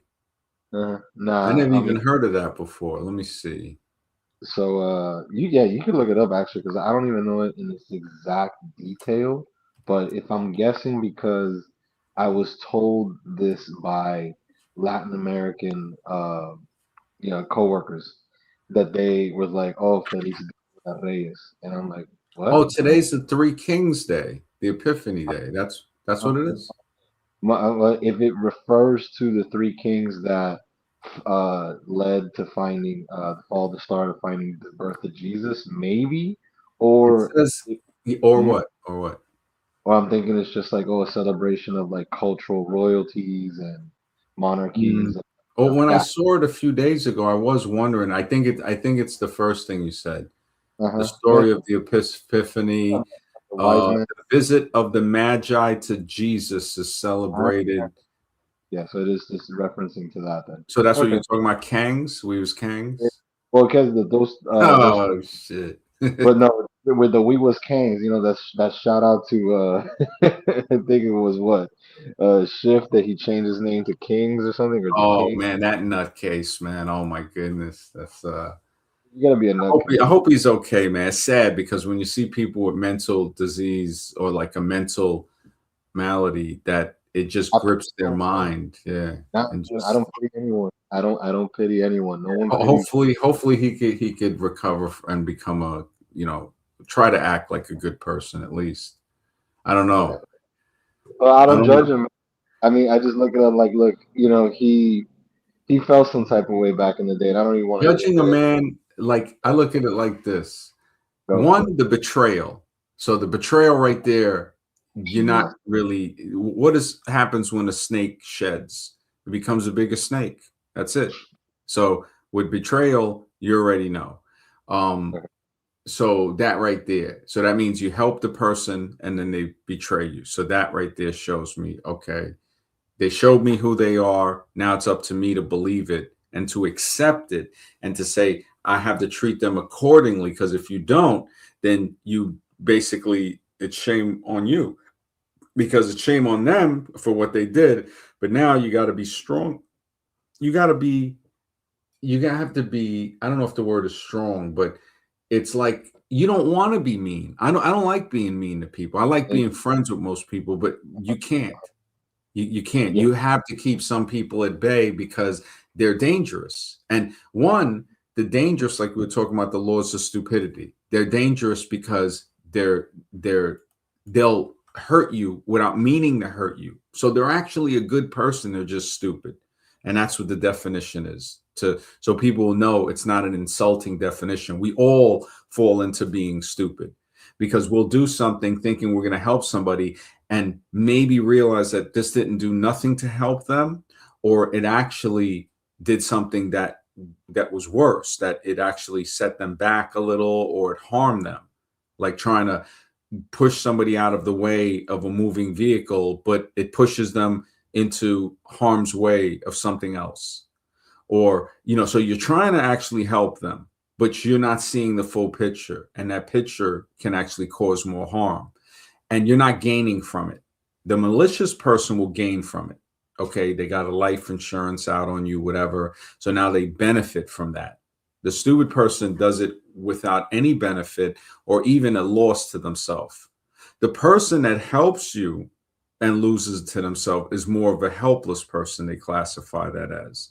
So there's the few classifications that definitely need to be brought into understanding, like how this whole psychological trap that we're basically, it's like a psychological thing that we're walking through with the physical world, because the easiest way, the way we're being controlled, is a whole psychological it's a thought prison. That's what power is. We got people that believe that the people in power are less corruptible than the regular people. But honestly, they're not proving to be very honest and trustworthy people. And that's on both sides. I mean, bro, like besides wanting to rob Venezuela of, oil at some I point. mean, and I can't even say that. See, that's the thing. If I say Oh, anything, come on, let me talk, bro. God dang, bro, you don't let no one talk sometimes, man. you can't say that. No, well, this is the thing. All right, it's like I was saying. Jamal was on here. He works for the airlines. He knows. He said it many times. You can't talk about certain things. So you might want to, but if you want to keep your employment, you can't. And Right. YouTube, I've been doing it long enough. Like when I just told them my first channel, which I might go back to, it's 20 years. It's been 20 years. I mean, this channel, hopefully everything goes well and everything turns out okay. And I continue to do the streams where it's within the guidelines. As it grows and gets bigger, you gain Right. more trust with YouTube. You gain more, it's a track record with them. Now, Yeah, some people as long are as doing crazy stuff. Yeah, as long as you scratch their back enough by generating enough money, No, then it's they'll not about generating enough money, because they can have you in, and this is where just taking a little time to read some of the stuff is beneficial, to know that they can monetize your videos regardless if you're monetized or not. So why not monetize them? If you can, because there's some of them that I have that aren't monetized. Some of them, most of them are. But if you don't monetize them, they reserve the right to monetize them. And they reserve the right to monetize them if they demonetize you. So either way, they're going to make money off of it. And your compliance is not necessary. Your compliance is necessary if you say, okay, I want to keep my channel to where I can stream and share ideas with people. And to do that, I have to constantly, and it is a chore. You think I want to tell you that? I don't want to tell you that. I want you to be able to say what you want to say, but we can't. Unless Scribe builds the website, and I told them, it has to be hosted. It has to have some type of certificate. So you're looking at, a couple of dollars to have that maintained every month. And then if I ever decide that, like say I make money off the book or something, then I can say, okay, from here, we're going to go to the website and we're going to have an hour of just straight, we're going to be able to talk about what we want to talk about. If that's there. If not, like with the Human Origins book, that's all within the guidelines. So there's nothing really to, there's no problems there. It's only trying to comment. Again, like the road to hell is paved with good intentions. It's more like trying to say, what do what am I getting out of talking about anything really that's going on in the news that is because they kind of really, I noticed this, they'll come down on some international stuff. So if you talk about stuff within the country, you're a little bit safer. And if you do want to talk about bigger stuff, well, you build a you build you build a website. Now you can just go all raw. And Well, Christ, good to see you, man. Yeah, you're right. Self-edification is brutal, man. It's exactly, man. Exactly. I think that's the Alex Jones route or something, that he could never come back to some of the major platforms or whatever, so he had to do his own website. That's what you're referring to. No, Is no. it- Well, some people, Alex Jones is probably, he most likely is a plant, but the fact that he had the website, um, he, he, he's he, another Tupac. He's see, the another thing with him is like when I look at it like this, all right, say he was making millions of dollars a month, right? If maybe. I make Yeah. $5 million in a month, I'm going to Mm. put $1 million because you got to pay tax. So you might come away with three. You'll probably come away with two and change actually after tax. So I could retire on say 1.5 million. So if 1 million, and I'm still going to be working. So you're just ahead of the curve to where you're living a little bit above the poverty level. So that would help me in a little bit, in a good way. But the thing is taking another million and doing something that creates something to help people, to keep it going, saying, okay, I'm going to put 250,000 in. And then this other 250 is for salary, 5 people at 50 grand a year, which is not a lot of money, but it's enough to survive on if you have a place and stuff like that. So certain things have to be established. They have these small rundown crackhead hotels. Who knows? I think they're maybe $700,000, $800,000, but you're getting something with like 15, 20 rooms, and stuff like that can be used to help people that are good people. Ashar, always a pleasure. Peace. See you tomorrow night. Sounds like a good stream. Thank you. Thank you. Agent Smith syndrome and then the Matrix documentary. It's always a pleasure to see you, Ashar. Always. Cool person. Forge in the flesh. Good to see you. Says human origins is a great topic. Yeah, man. Totally is. Yeah, man. And it's necessary to get the message out. This is what, and I understand, Jose, what you're saying. I'm like what Christopher is saying here is exactly what I'm making sure to make sure I'm still here to get the message out. Human origins, I think, is very important also. It's not just that it's a safe topic, it's that it's extremely important because nothing really dives into it with a scientific understanding. Everything with evolution is just so drowning in lies, basically, when I look at it. It's to say, wait, this is not scientific. This is not, they changed this word. So you have to literally be like a detective and a scholar in different fields. You have to understand genetics. You have to understand archaeology, astronomy, dating, the methods of dating. So chemistry in a certain sense, carbon 14.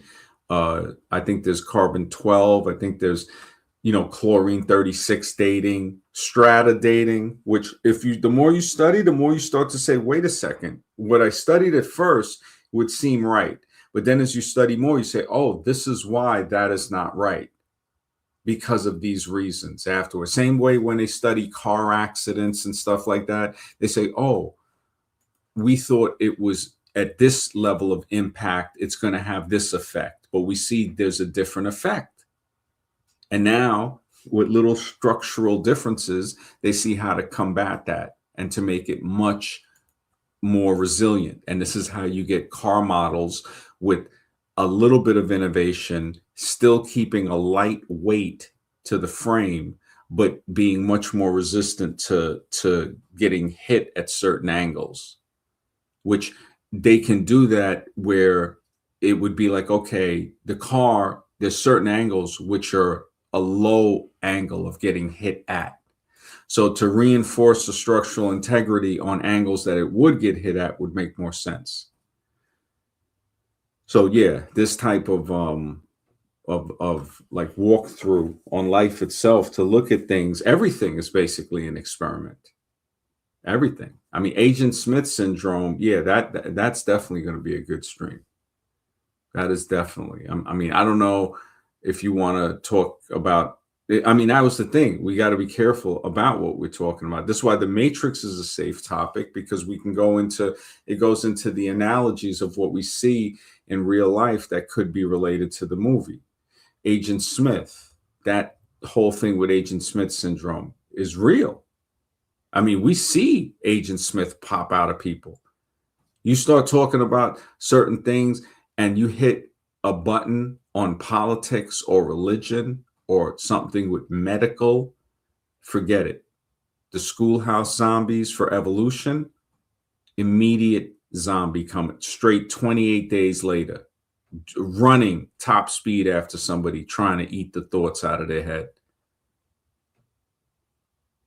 So, yeah, you there?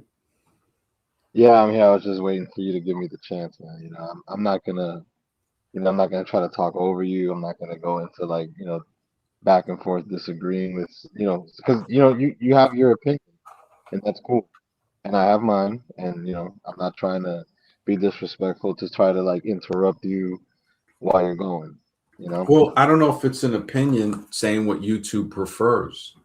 Well, no, what I was gonna say about that. No, I'm talking about the other stuff, okay? Because you say a lot of things, and you jump around, and it's cool. That's what we do here on the show and stuff.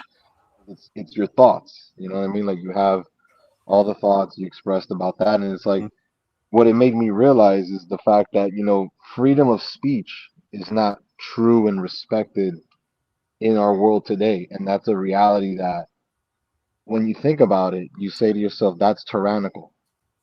What, You freedom of know, speech? the suppression of speech. No, honestly, it's not. When you What think do you about it, well, it's a go tough conversation. It's not to say no, I like want to hear what your thoughts are on that. To say that you're it's saying, sort of like it's you got to be responsible. Like how Ice-T, and I would think people said before him, he says there's freedom of speech. Just watch what you say. So, why, so why? when we look at it now, that brings it into a whole other thing. It's like, hell yeah. It's like, listen, we don't think that we should be tyrannical and stopping you from saying what you want to say. But if you say what you say, just remember it could get you ended. Freedom of Oh, speech, so just so, so watch wait, what you say. wait. We'll go. Okay, so let's pause on that thought, right? Let's pause on that thought. So you're saying, and now this is the funny thing, because I actually had a situation happen where I was being told by somebody, you said something that instigated the individual wanting to threaten you. Now, by law, because a couple shows ago I was being harassed at that point, to be honest with you, In about real someone. life or on the show? Right. So on the show, what I'm saying is, so in real life, I was in a situation that involved somebody telling me that, oh, but like you said this to this person that instigated and made them upset, Hmm. and then they wanted to attack you, or at least made a threatening gesture as if they wanted to. And I really did wish actually the guy would have wanted to fight me, because I know people are full of it, especially when they make a gesture as if they're gonna do something. If someone's gonna do something, they do it. That's one thing about reality that you can puff out your chest and beat it like a gorilla, acting like you're tough, but the guy who's ready, like I don't know if you've ever Wait, seen this wait, you had video. somebody ready to flex on you? Exactly, exactly. Holy smokes, man.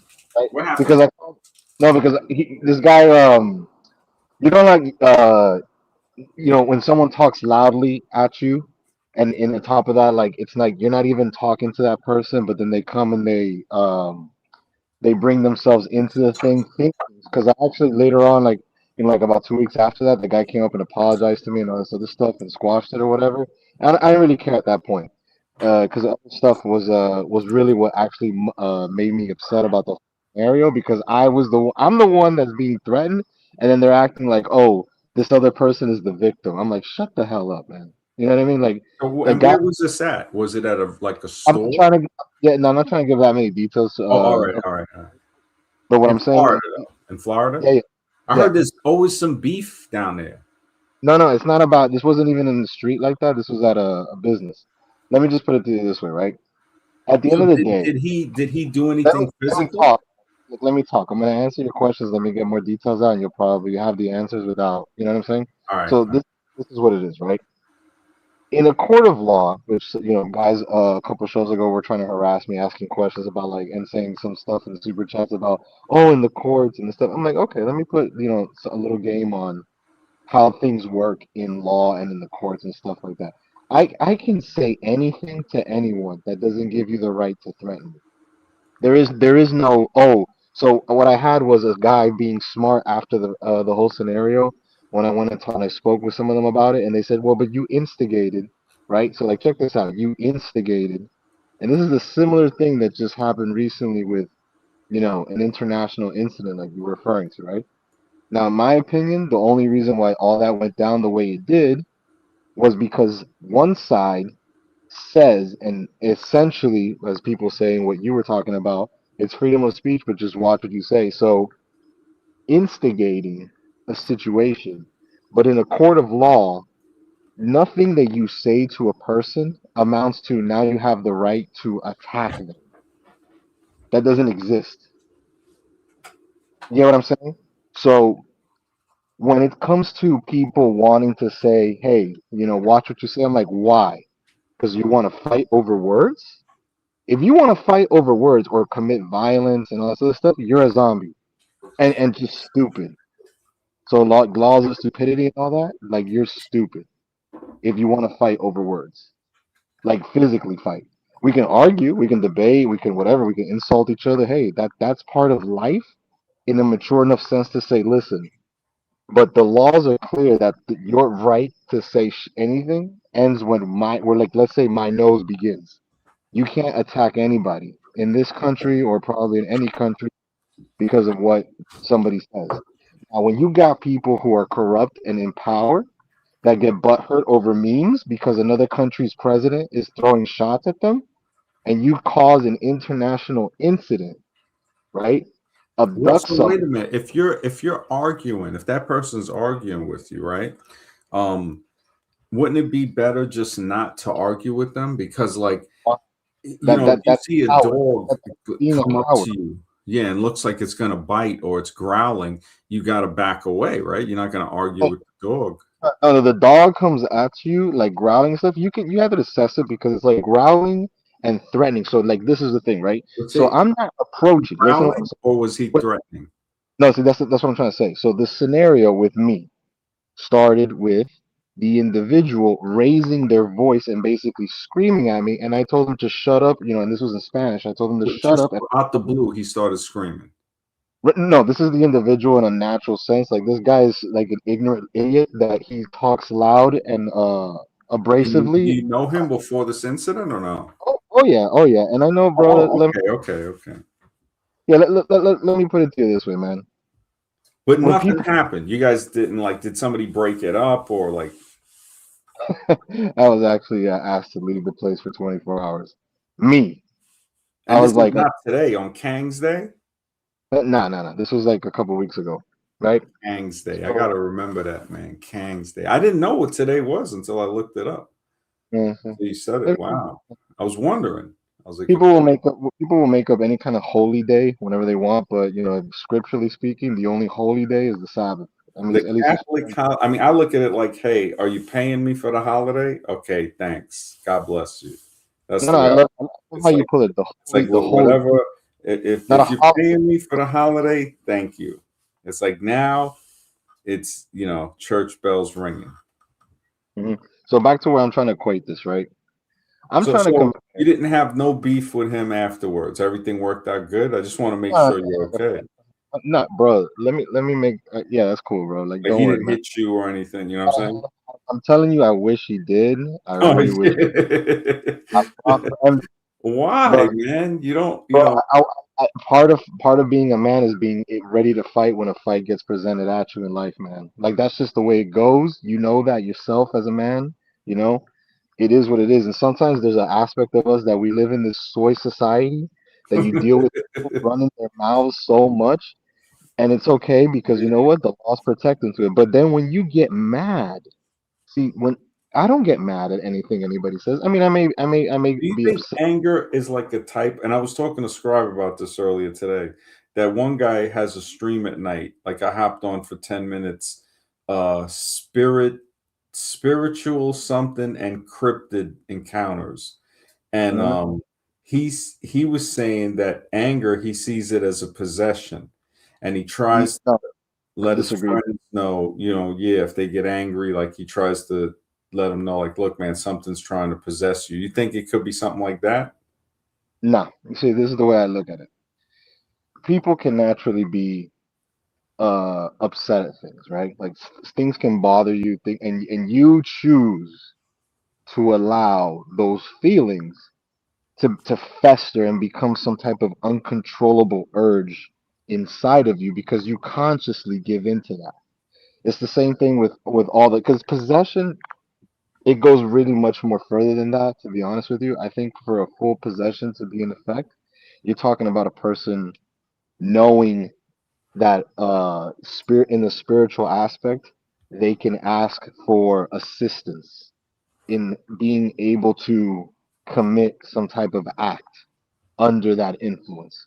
Some people, that's just, some people are just who they are, and they need to learn things the hard way in order for them to actually um get it. You know what I mean? Because some people are just like, look, everybody has. So in essence, if we all are a human being with a soul, or like we all have like a spirit of some kind within us, that in itself has a personality, a conscious, like who you are as an individual. You yourself will know only yourself better than anybody else would, because only you as an individual really know who you are inside of you. You think that guy had a soul? The dude that was beefing with me, yeah, of course, 100%. And the dude's not a bad guy. This is what I'm trying to tell you. This is like, listen to the story, right? The dude's not a bad guy, but when people have issues, right, that they deal with, and then on top of that, or maybe not having the best day personally, and or it's compounded because over, like, let's say a few days, things haven't gone the best for them. So they can, for example, just have like kind of like an outburst in a situation. And so this is what it was with me. The dude gets, his feathers ruffled because he thinks that he's now being accused of a scenario, because this was actually somebody else's problem that then I'm addressing them about, and he's there thinking that, oh, that he was being accused of something, and he wasn't. That's the thing. He misunderstood the situation, and then so he yells at me, and I told him, because he yelled at me, because I don't give a crap if we're like, cool, that we know each other from like a place or nothing like that. Like, you're gonna respect me, or we're gonna go out at this type of crap. Like, that's my attitude when it comes to things with human beings in general. The only person I would ever bend that with would be family, because that's fam. You know what I'm saying? But everybody else is a stranger. I don't give a crap. Like, you ain't gonna play games with me to, like, like, be like screaming in my face, like, you think you're my father or something because you're older than me? Like, I'm not trying to be ignorant when I say this. It's just, this is the way the real world goes when you're amongst men who are just not gonna put up with your crap. So when this guy yells at me, I told him right back with just as loud of a voice to shut up, and I said a derogatory term in Spanish for homosexuals.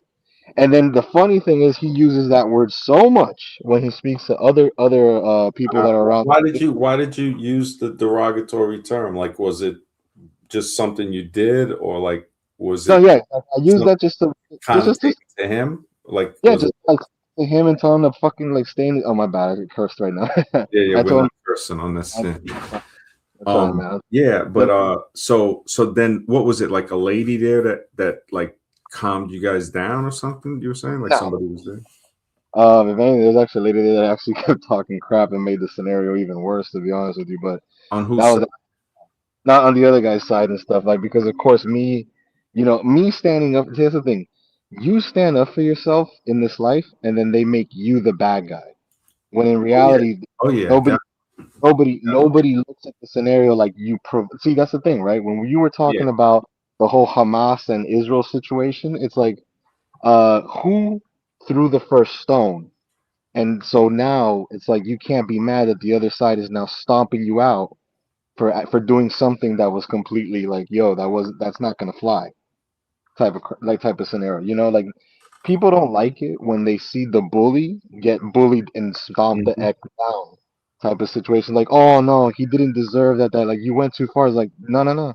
You should have had respect and not uh said certain things like that that then provoked and triggered. It's like, oh, and then you think I'm in. Also, it's kind of like the thing with we see all around the world, even today, South America and all of that, with foreign aid and everything else, is that the American thing. It's like I noticed the international stuff is to me more like I'm not saying a full distraction, but Mhm. it's like it can definitely get people to look away at something that could be happening right here, which we do see the thing in Minnesota. I mean, 18, 19 million dollars, $1 billion is that's a substantial amount. And especially the way they were doing it, the people I didn't even involved, the yeah, I fact didn't that, that's why I put on the thumbnail so people mhm. see that it's people of all different ethnicities. It's not just one type of person. Everybody, they're Mhm. playing us against each other. So they wanted Yes. people to say, oh, it's only these people. No, it's those people and these other people and a few of these other people too. And they're in Mhm. government too. So Mhm. that's something that the average zombie is just so this is why you can't really talk to too many people because like you said, it's like when you see it can get heated quick, and the last thing you want to do is if something happens, the zombies will lie. Oh yeah. Zombies lie. Oh yeah. Zombies lie, man, and people go away. And I was telling one guy, I said, look, it ain't no victory to get out later and say you're innocent. I said that you Exactly. want to Yeah. avoid all of that. I said it's very hard, but in society, it comes to a point where zombies, it ain't really worth interacting. Only must to, if you have to interact. And I notice I find some people that are aware in society. I do. I think I find more than others. Like one of my friends said, I'm the only person he can talk to about certain situations. And I said, yeah. I said, there's not many people to talk to in person. I said, if it wasn't for the internet, I wouldn't know a lot of people that are aware. More people. I know a lot more than the average person because, yeah, I mean, I wrote the book, American Zombie. I talk to people about these type of subjects, but not many. There's not a lot of things like there's only certain parts of the spectrum I can talk about because um the zombie spectrum because it'll say okay this person is aware to what's going on in politics, but if I say anything about religious, Agent Smith comes out. Another person might be aware to politics and religion, but they're with the medical thing. Other people, schoolhouse zombie, evolution zombie. So there's a lot of things.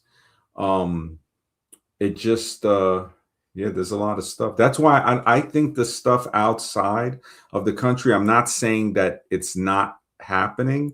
I'm just saying concerning myself what's happening inside of the country is very important. Of course, yeah, what happens in the world affects everybody. But that's where the geography comes in to say, look, I need to look at the geography, understand the map, because a lot of people aren't on the same map. I try to like explain stuff and it's sort of like, okay, let me put the map up again. We're going to look at it because I learn again too. Everybody learns the more we look at it. We should be accustomed with looking at maps, saying if we really looked at like the Minnesota thing, if we really look at maps of the states, you start to be able to chart the corruption and stuff a lot easier, you know. And yeah, and you're right, Christopher. They just answer just to reply. They don't understand. Most of them are waiting to respond. They're not even listening to what we're saying to them. They're just waiting for us to stop talking so they can respond to their own bias, because most of the time it's not even responding to what we're saying to them. I will ask people a question. I asked Scribe today. a question a few times. And I was like, bro, you didn't answer the questions. Yes or no? It's yes or no. Once you start hearing an explanation, the circus music is playing, backpedaling. You ask Yeah, somebody on the show, we've did man. it many I times. don't know. You say, I you don't ask something, look, it's yes or no. Oh, well, you know, I don't need to know well all of this.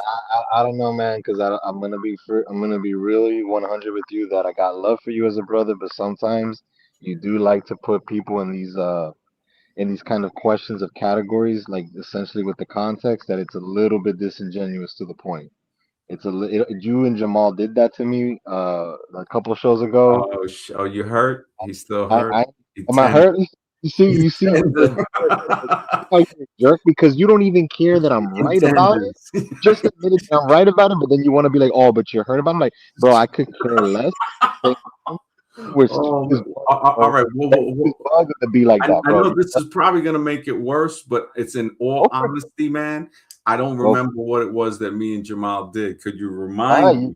What man, did you're we good. do? I'm not surprised you don't remember. It doesn't surprise me you Oh don't my remember. God. He is Selective hurt. memory works You're that way. wounded. No, Wounded. selective memory works that We way hit from the a soul. narcissist We hit the standpoint. soul by You are a accident. narcissist at times, We bro. didn't mean to hit the soul, man. What did we Uh, do? What did we do? So I can uh, apologize for what we Nah, did. don't even worry about it because I don't even think you actually feel like apologizing for it for No, real. I Because just think I'm fun, trying to. Yo, this is you, so. bro, it's funny. You already I don't, know. I You don't care, already bro. know this is It's funny, hilarious. You and that's know cool this is at for you. at It's hilarious. first when Me, you when, it does bother me because when I'm you were upset, and you're it was disrespecting funny. me. But Nah, when you that's got not funny offended, because it became it's just hilarious. You know we're people. gonna laugh at this, bro. You lucky. I don't know if Jamal is listening, but this is some I'm funny. lucky what? You've What? been, I'm lucky what? you've been I'm lucky, holding this for like 2 streams or 3 streams. bro. You dudes are funny because you act like you don't remember. You act like you don't remember. You remember, man. You really think I don't even remember the last stream Jamal and Bro, I were on when you were on I with know us. you exactly the How kind many of guy I like stream me every that day, will so remember you know. every somebody says, bro. You be thinking about something somebody said like 12 years ago Yeah, but to I you. don't remember the date. I don't remember. Liar, bro. You a liar, bro. Oh shoot, man. You Where's lying, bro. Jamal at, man? I think Jamal is on a flight, man. He had to go, man. He I don't know. What was it? What did we say? I'm trying to remember. I know there was one day we were grilling you, but I don't remember for what. Like what, I don't think it was anything with dating or anything like that. Jake usually says If stuff you, like that. oh yeah, no, and the thing is, man, I got smoke for both of them and for you too, bro. I love you as a brother, but at the same time, like, look, Where man, is Jake? you want Jake to was come, gonna come on last night. bro. Jake is a broke. Let me tell you something about Jake, right? At the end of the day, and I mean, I would tell this to No, his we face. don't want to say nothing about. He might come on. I hope he would. I mean, you Just say what you want. We just got to stay within the parameters of the guidelines. he's a hurt guy. He really is hurt in himself because the brutal child upbringing. Like when you get messed up in the child rearing, that's gonna affect you later on in life and the way that you behave and stuff. He's never gotten over that. He never I feel like truly got over that stuff. It's a bunch of other crap. I mean, he came at me the other night with something. I'll bring it up to his face next time I'm on the show with him, just because I'll tell him like, look, man, you don't want to realize how much of a like I'll tell it to his face and I'll bring in the context, but he's a bigot, and a lot of people have bigoted kind of like tendencies about stuff because they're ignorant. At the core, they're a person that is not a kind human being because they've never gotten over the hurt that they've experienced in life, and so the way that they go about things, and I'm not trying to come at you, man, but sometimes the way that you be framing your little yes or no questions it's kind of like who taught you to act that way? That's the way that you like to push that on other people, man. All Because right, how sometimes is it's that? How is that an act as opposed to being cut to the because it's not chase? because a lot of the times No, I no, just because don't. if It's somebody not, can't answer, and no, you're I'm not responding. I'm listening, responding to what you're saying so you can understand it, right? and I can No, understand it. listen, but don't respond. Listen, Look, you just I said want to something know ready myself to when respond, and you are I doing ask a question, the same right? thing you said. You're doing the same thing that you just I said. just want a yes or no question, and you're No, no, acting no, like no, no. that's It's not. being just Oh my God. disingenuous. Yes. How? That's what I want to know. Okay, explain to me so I can learn how asking you for a yes or no answer is being disingenuous. because you frame it with an over explained context Give me to a an example. scenario. All right, give me an example so I can learn. You do it a lot, man. You give like this whole story leading up to the yes or no, and then you're like, now yes or no. What is the story? Give me an example. If I've done it so many times, give me an example. I'll research that for another time, man. I'll research Oh that my one. goodness. So now you backpedaling. Yeah, I go, gave you the chance. yeah, Where is Jake and bro. Jamal? Yo, I Go gave you ahead, bro. One of what? You want to sick to look, get we're gonna tagged? have to ask Tupac. You ready? P5 day. Yo, Scribe might pop. He said, I don't know if he's gonna pop on, but he did say he might. I don't think he was. I think he's. I don't know what he's doing, man. Dude, I might have a tag team, brother, with someone that actually wants to, beef with you a little bit about, your little circus act of like, framing these whole contexts and then putting on a Scribe? yes or Who's no answer Scribe? to. Yeah, bro. Well, both Yeah, of you bro. guys might be on Both, that both of us, both Earth thing too. But you, him, and Jake are kind of on that. Mr. bro, X is on it with me. are the Like we're bro, me looking and at it like, look, I think right? it's round. We mess with you to actually know, like, like how you Nah, doing with your man. show and all this stuff. And I we try think to you with him figure on stuff that. out, and then you get, I think and you then with you be, Jake and then and you get him. on your, bro, you get on your moods, man. When you're off the Look, coffee, when you if that's how what about you want to so, believe, on the you can withdrawal? No, believe. no, are you on the withdrawals sometimes though? Like for real lately, have you been on the withdrawals from the coffee? Because I can No, tell. bro. All I'm saying, Yeah. I think you're still marinated in hurt from the Jamal situation. I don't know what we said. I'm You trying to remember. What did we talk don't, about? don't throw Jamal at this. I'm coming with you. I'm coming towards you with Well, this. you I said don't even him worry and about I. Jamal. You said him and But I yeah, like exactly. Me sandwiched and him, you on something or pressured you. But what was the topic? brother. Oh, I we got asked you. Jake here finally. Jose wants some smoke. Okay, let's do this. I mean, Yeah, I'm trying to say I can't believe Jose is not giving me one example so I can learn why. I want to learn how I'm a bigot too. Jose, do you know the definition of a bigot? Because I just looked it up right before I came he on called here. you a I'm like, bigot? oh, you want to use a word like that? Okay, let's say, okay, you think I'm a bigot. What do you think that means, Jose?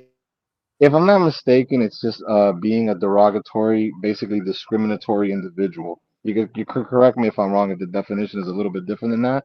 But you sound Yeah, like it's definitely different than that. That's what I'm saying, dude. People that's like a popular word now that people are throwing around. So Jose's, been watching the news, turned into a zombie. Now he's arguing with his brothers, and I don't know what's up with you, Jose, but you're acting pretty antagonistic lately, and that's what bigoted means is when you're antagonistic because you belong to a certain group.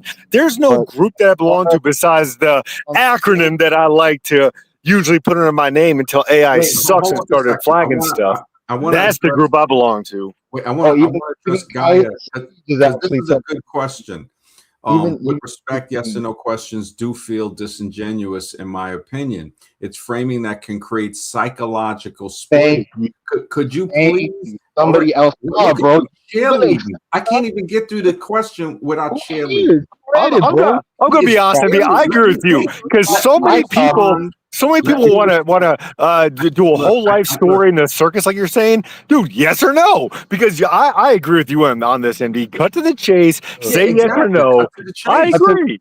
and Exactly. you Now with Gaia the Sage, I would like you to please, run around, sure. please explain psychological splitting. So you're saying it can create psychological splitting. Please just explain it a little more since Jose can't think of a time when I've done this, even though he said I've done it several times.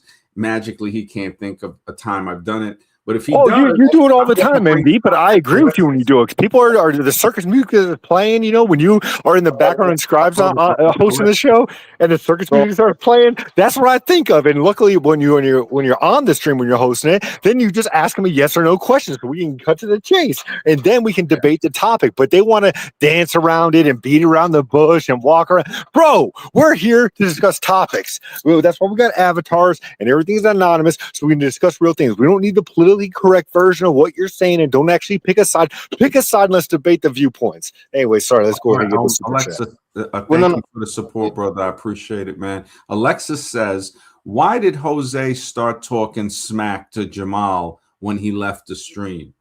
That's a good question. Jose, do you want to answer why you started talking smack to Because Jamal? Jamal's 30,000 feet in the air and he can't get whoosh, can't get bam, can't get slapped back in the mouth. No, wait. Jose, do you have a response for that? Yeah, I do. Just waiting for this moron over here to shut up for a little bit. Now more you can call me, but bigot, don't be using words you don't know the definition of. That's the thing, right? I wanted you to correct me because you said that I was wrong about my definition of that. But go ahead, tell me the actual definition of the word big, and Yeah, let me I see did. if I said it's an antagonizing person, and they act arrogant based on a certain group that they belong to. So when people call like Trump a bigot, they're saying that he's like a racist because he's white, and he thinks that all other groups are below him. So that's the There's a bigot. comic. Bigot means Jake, belongs to a Jake, certain group. I Jake, belong to one group, which is my acronym. Jake, there's a comedian. I don't know if you've ever seen him, Rick Overton. Rick Overton is a little older now. He's not too old, but he's a well-known comedian, I think from like Seattle, Oregon area. And he's acted in a few movies. And he was saying that, and I don't know if this is accurate, he's saying that the word bigot came from a compound word of taking the beginning and the last part of two words, big idiot. So bigot was actually a compound of those two words. Now I don't know. Oh, Not Everett interesting. Overton. No. Mike. I think it's Mike Overton. He's a comic that used to be on those. I know who you're talking about, dude. That guy is hilarious. I've seen Yeah, a he's couple of his hilarious. stand-ups. Yeah, dude, that guy is good. Yeah. Yeah, a friend of mine knows him, and he knows he's from Seattle. That's when I used to go on Blog Talk Radio around 2014, 2013, 2014. And he knows a lot of, he knows Richard Pryor's daughter. He knows like a whole bunch of people, but he was telling me that, yeah, Mike Overton was the one that was saying, I don't know if he had something to do with making the word up but it could, I'm not sure. I don't know if it was a joke on the word or if the word actually was a compounded word and like it's a newer word. That's interesting. But I was just saying that's what I was told about 12, 13 years ago. But Jose, did you want to answer? Alexis is asking you, why did you start talking smack to Jamal when he left the stream?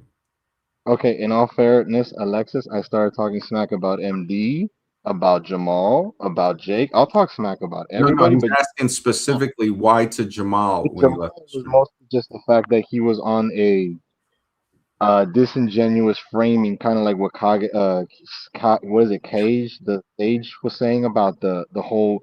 You both do these things, and this is something I think even Jamal actually picked up from you, which is it's hilarious. Yeah, probably, right? Probably. Yeah, I'm saying he picks up this whole framing a question with a lot of all these like explanations and stuff, but then brings I'm still waiting for Gaia because I totally agree. With respect, I would like Gaia to explain to me what is the psychological splitting that it can create. Give me examples, please. Just like Jose is not giving me an example, but hopefully you can answer what Alexis is asking about. I've answered it, and you just don't like the answers. Probably you didn't answer this, did you?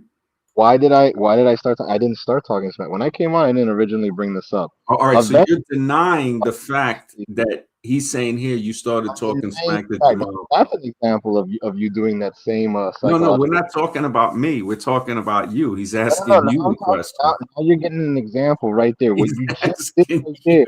Where you take the focus off what I'm saying to then frame into a different context to then come back around, bro. You are cunning like a serpent. You are. Could have been a great lawyer, bro. You could have been a great defense attorney. Bro, Jose almost got to a fight. Now I think he's a badass, dude. That's funny.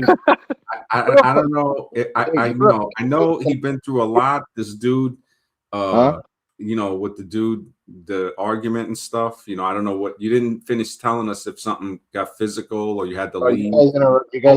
You were saying they banned you or something? You guys can't stay quiet for like enough time. He is hurt. Yeah, Jose got banned for acting like the homosexual derogatory word that he called the other guy. They said that's actually you. So you banned for 24 hours. He is twice as dangerous. He's a wounded animal. Twice. So let me Jake. No, hold on. Indeed, calm down. Let me and Jake kind of beef at it a little bit, right? Because he wants to call me He wants to call me a Jose homosexual. slide up your scooter with an anger issue. Bro, I ain't that dog. See, that's the thing. There's a video on YouTube. It's one of my favorite videos I've actually seen. It's like I think of either German Shepherd or some type of Jose breed of got dog bit. that's training like a Rottweiler or something. That the dog was It, barking at it ain't the no pit bull. Jose's a rabbit right now. You, bro. Look, you claim to have been a Marine, but when you went to go see a prostitute, you were scared of her ex-boyfriend being in the hallway with a bat. If you're a Marine, you should have had enough whoa! training. I never said that. You're confusing the Oh, story. I yes, never said a boyfriend with a bat. I bro, never said those you're words.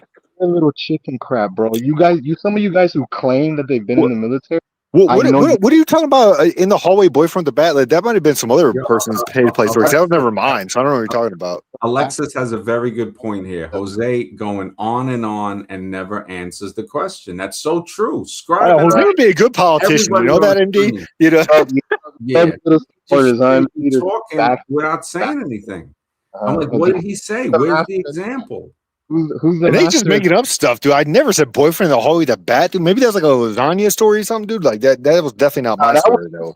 That was straight up you. And you know what? You can act like you don't remember you know that. what? I swear to God, I don't know what you're talking about. Boyfriend in the hallway with a has a bat, good dude. That is point here. nothing I've ever said before. So Gaia's explaining about the yes/no thing, but what we're saying is Gaia, right? So you're saying some ask if there's an afterlife or if it's oblivion, right? Nothing. So you're saying it's a binary question, right? You go to third door route and maybe death is outside of our understanding altogether. That fits into the afterlife category, an afterlife that we don't understand, or an oblivion. So it's always going to be a binary question. So Well, this dude talking about a third door, and Jose let a dude go in his third hole in his fucking whoop. We can't say that word on there, but it rhymes with pussycat. Yeah. About the trans. Alexis, brother, thank you for the support, Alexis. He says, Jose, how can you, who has never been in the military, start saying military guys are cowards? You want to answer that, Jose? Yeah, you can. I mean, are you done? Okay, so he's saying, how can you say that? How can the fact that you've never been in the military? How can you start saying military guys are cowards? And that's proof right there. Jose's just coming in here angry about. He probably got his ass whooped. Let him. Oh yeah, we gotta let him answer. I just assume he's not going to because he's a politician. But yeah, let him answer. All right, so he's saying so you've never been in the military, but you start saying military guys are cowards. How can you say that? On what basis? Let's start with a lot of them don't even stay really for a long career in there. They do their like minimal service and they're ready to jump out because that ain't what they're about, man. You know, a lot of guys who just think about that. Minimal service and volunteer for a deployment, dude. I don't know, dude. Saying that you don't want to stay to be a dumb cow. That's Jose. He does not know enough about the military. Well, no. This is the thing with Alexis is you saying. Interrupt me when I'm trying to speak. All right, go ahead. Yeah, but what he's saying here in the question is you've never been in the military. Yeah, so I mean you're about to make 5 points. So say I jump in on the first point and give my rest to your first point. Go ahead with your next point. Yeah, we want, and remember, Alexis said earlier, we don't want you to go on and never answer the question. We want the answer in saying, if you haven't been in there and you're saying these guys just go in there for minimum service, you know what minimum service is? That's a very manipulative way of using words. Look who's talking about like a politician or a lawyer, man. Jose's a hypocrite, man. He's calling other people what he is. Well, this is the thing. Jose, no, wait, Jose. Minimum service. You know what that's really called? No. You know what that's really called? He never saw combat, but he's like, "Yo, I got service." You're doing the evolution thing. You're doing the evolution thing. That's called first term of service. Not minimum service. Like, bro, you a coward just like Jake, man. Same way. You guys want it's called an honorable discharge because you did your duty to your country. You served your country. I think Jose is hurt because the one who was in the military for years. You know what he was he's saying in the military, not seeing women like the whole time he was in there. Jake, like, come on, bro. What are you saying? What, not seeing women the whole time you're there? What are you saying? There's a lot of women in the military, man. You gotta be the one that's actually gay because you love me. You can't live a day on these shows without somehow bringing me up. And the moment I'm on the show, you gotta be jumping on me, bro. You gay. Meg like a motherfucker. Well, My bad. dude, if you're gonna be Can't saying curse. stuff, We're not I gotta say cursing something on the back. That's the stream, way man. it goes. You got to be Not, careful not with your really. You cursing. literally are always the first one to say some stuff to me, man. I'm just like, bro, I'm done with actually like Bro, holding I wasn't myself. even on the stream. You're talking shit about me. MD said, "Watch I I was come on." We're Now, not if it's supposed to later and curse. I'm done with work, I'm gonna jump on. But you know, if it's early and I'm still working, I might not be able to. Hold on, MD. Did I not say I'll say this to his face when I see him again? It doesn't Tell me. look. I just don't want you guys to curse. I know that, bro. I understand that. I Trust know, me. man. Hey, I MD, asked like three, every four time I'm on the stream, times. dude, you're getting ad revenue, man, because there's ads playing, and Jose's gonna f No, that up. the thing is that even Drew told me. He goes, "Look, if you're getting $2 for a couple of hours on a stream," he goes, "You know what?" He goes, "I'd rather give you $25 a month, and you don't have to do the ad thing." Now, YouTube is going to put the ad regardless. That's the thing. They have the right on the thing. So I'm saying to myself, I'm going to try what I'm going to do. Some of the streams don't have the ads. It's maybe about 3 or 4 of them, of the recent ones, because I don't have all the older ones that they're not monetized. So I'll try to there's a way to fix it to where it's the least amount. I got to look into the settings on how to do it. Yeah, Alexa, Jose can get his pennies out of a bunch and quit cursing. hold on a second. Alexis says, Jose, the fact the military guys volunteered to potentially die in war makes them more of a man than a crap talking man like you. Holy smokes. Alexa, Woo! brother, for the support, man. I appreciate that. Thank you, brother. You want me to This, respond to that? You're if you want to respond, hopefully you didn't even It respond. was to a this. statement. It wasn't a question. Yeah, more of a statement. Yeah, this is the question that you need to respond to. Okay. I'm gonna listen. Be quiet Do you for a see the second. question? Yo, Jamal's 30,000 feet in the air. Now you start talking shit. You want to read the question off? I will, but you're gonna be quiet and let me answer it. Like, come on, bro. I give you a lot of Go ahead. respect. Okay. You Okay. Yeah. go, bro. Same thing with Jake. Look, man. A lot of guys go in there and they do the minimum and they don't see combat. So don't tell me about the What is the potential to. question? You gonna read the question off? Did you? Oh, you want me? Are you kidding me, dude? No, I wait. deployed Let to him read the question Afghanistan, off. and now you talking about he Okay. didn't deploy. Dude, Okay, you let him retarded. read the question off. Allegedly, you went to allegedly, bro. At this point, with a lot of stuff that we've actually said to you to your face that you haven't apparently Yeah, recognized. with all my stuff, now with all the details I've had, other veterans I've talked to, dude. Now Jose is so mad. Are you mad that you didn't join the military? Do you have some regrets? It's okay, Jose. You didn't join. It's okay. Wait. All right. You can read the question off and answer it, Jose. Because the majority of y'all went in there, y'all wasn't even about We're not patriotism. asking you about that, man. Answer. You want to read the question? And Jose, answer? can I? He says, "Be quiet. Let me answer a question." So we're quiet, and then he doesn't answer the question. Typical. This is why I cut you off all the time, Jose. You ain't got nothing good to say. I ain't got nothing good to say, and that comes from you. You know, you freaking bigot. Like you're just a freaking loser. He used the Bro. word that he doesn't even know the definition of Are you gonna read the again, dude. This guy's an idiot. Are you going to read the question off? Based on that definition that you read off, someone who antagonizes, and I forgot the rest of it, but that's exactly describes You you. forgot the rest. The rest of it is what gives that word its definition, dude. It has to do with belonging to a certain group, prejudice because you belong to a certain group and you think that group is superior to other groups. Hold on a second. Let him answer this question. Hold on, no, but I'll answer this part when I feel like it. I'm just gonna go on Jake for a second. He is prejudiced, whether he wants to admit that to himself or not. To who? To who? On prejudice against who and for what? What type of people am I prejudiced against? Homosexuals, because you make jokes about them. Oh, all that's the time. true. I'll agree with you on that. That's true. All right. Oh, you're Whether stupid. he's prejudiced or not against that, we can't You're talk about stupid. stuff Jake, like that. MD, let me say something to this punk face. I think Jose is trying to get the stream banned. The guy's asking a question. I'm ready, and I don't really care too much. But go ahead. I'll read the question. You want to answer it? He's saying, how can you, who has never been in the military, start saying military guys are cowards? That's his question. How can you do that? Because if allegedly some of the individuals that I'm speaking to at this moment are in the military, and based off some of the things that they have said, I do think that a lot of them are just cowards. Because if they really were about it, why did they cut their career short and run out of there instead of becoming an excellent man in the military and rise the ranks to Bro, eventually. it's not cutting it short, dude. It's not a career, dude. It's a part of your life. It's not a career. That's Exactly. why. I guess you just don't want to accept Not that you're a everybody that's a cop stays a cop. like no mother and no father, bro. Not I guess everybody. Well, are you attacking people for not having a mother and a father? yes, I am, bro. Because you Yeah, know do you what? see how You know stupid what he is, man? wait, That's what I'm hold talking on, about. Jake. You don't Jake, you don't shoot what cards are you dealt in Jake, life. hold on a second. Hold on. Yeah, This but is you where get you attacked about how start to you see play. Jose. You Jose, do get this is attacked where about how you play, bro. I don't really care, MD. I'll jump off the show. I'll look. just leave, Are you man. gonna listen to what we're saying? You think you want me to listen to how you want me to listen to things? That's what you're saying. I Well, don't. listen, you gotta stop talking. I mean, that's pretty basic. He ain't stopping talking. He won't even answer the question.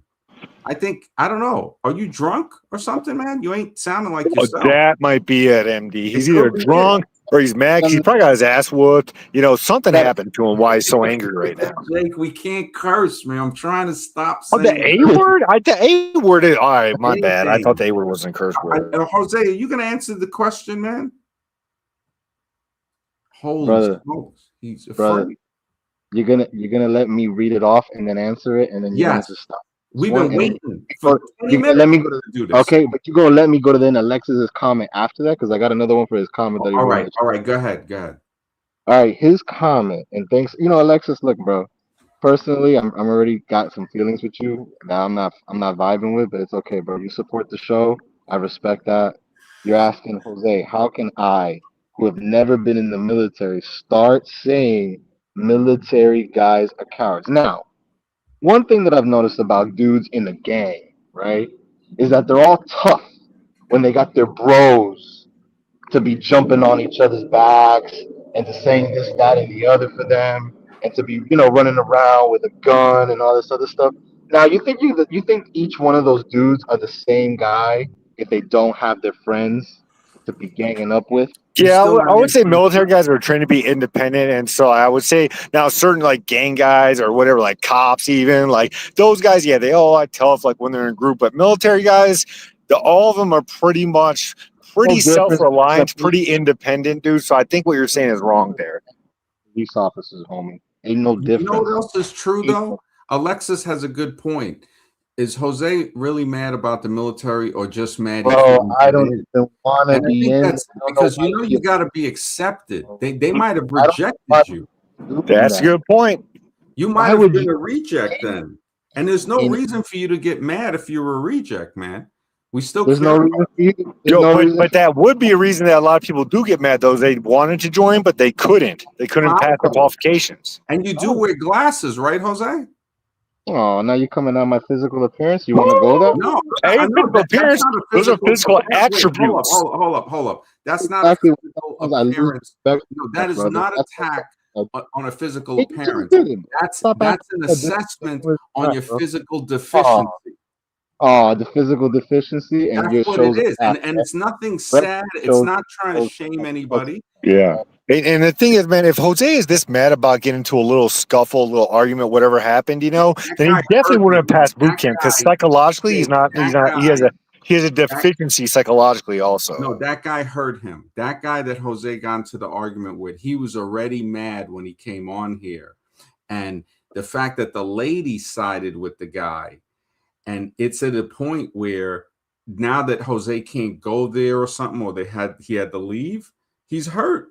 He's hurt, man. And accidentally, see, we're mature. You can say what you want to No, say to you ain't, bro. Shut up, man. You ain't you mature could for say nothing, bro. you could say You what the you want little to say to hooligan. us, You the bro. little hooligan running around New York. You always been, bro. That's Really? how you, man. Because Oh, you is that still it? So you stay really being think that's on that. true? You stay being on that garbage, bro. Come on, man. Really? You talking about Hey, maturity? Yeah, really. Because for you, you act like because if you don't get your voice higher, right? Because you act like you've always been this calm, cool Jose, cat, why don't you start a show? right? Why don't I you don't put your care. mouth? I Why don't don't you care put about your the mouth, show. right, I don't care about the show, and on I your don't care word? about my mouth, man. Because if I want to run it, I'll run it. You throw me off, you throw me off. No, I But don't I'm have gonna to throw you off, man. I think this And is a good okay, thing for but you people want to to Yeah, talk Jose, to you're making yourself look dumb right now because you're just attacking everybody, and anybody, guy, and guy, you there's came on something here mad, and Jake, so you just got into a Jake, little something scuffle. is wrong So with I him. think that, yeah, Hey, something's wrong. I hold think on a MD's second. right. That dude hurt you stay out of psychologically, Yeah, something emotionally, happened. emotional damage. Yeah, I think the he's hurt. Yeah, I think he's hurt. the two heavyweights, right? The All only right, guy hold that's on a second. Jose, hold on one second. heavyweight, Alexis, sorry, brother, thank you for the support, you got Alexis. He says, Jose, oh, wait, the mind is here.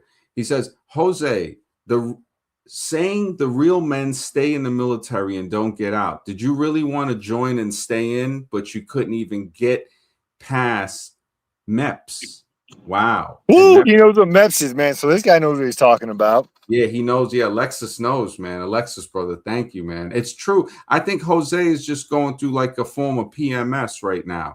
I mean, he obviously lost an argument to some guy which he shouldn't have been arguing with. It's like you're talking about, we're talking about stuff on idea levels. And I was trying to get to Jose to get to pass talking about an individual, but I think something is up with him. Alexis, brother, thank you for the support, bro. Alexis says, after Jose saying you're a hooligan running around New York, I really think he's a plant. This is the same stuff Luigi and QB said. Yeah, I do kind of notice that too. I'm trying to wonder, is he like high on some type of drugs or drunk? And a drunken mind speaks a sober heart. So he could be. And I'm so glad that you brought this up, Alexis, because I have suspected this. I suspect a lot of different people, and I've suspected this, and he should know the old saying, just like I know it, even though I don't like it, but it's keep your friends close, keep your enemies closer. So he could be. I mean, the stuff he's saying tonight, either he's drunk and it's coming out, and that's really the way he feels. I'm mature enough to say, you know what? If that's the way he feels, hopefully one day he'll mature for that. But of course, this show is for men that want to move forward and become better versions of themselves. right. The The mind. mental Hold gaslight on a and talk second. The crap mind. about other people, right? Are you The there? guy, The mind. the guy. Yeah. No, but I don't want to interrupt the mind, bro. I really don't. What's But up? you What's know up? what, man? Yeah. Yeah. You Well, let pretend him you're speak then. but I mean, you've been you rambling. gaslight, bro. You've You been gaslight rambling like and a not even woman. answering questions. Oh, you gaslight like a woman, and so does Jake when he jumps around like Great. a little. Oh, okay. Okay, You know what? so That's great. Go ahead. The mind. Go ahead. I'm gonna jump in here and say, Jose, who hurt you? Who hurt you? Woo! I love making friends, right? I just That do, was the man. mind that asked you that. Yeah, I know, and I don't really respect the mind to even care to Why? respond to Why him. don't you respect him? The fact that he just asked you Because a I don't know question, now this. all of a sudden you don't respect I him? don't know this boy.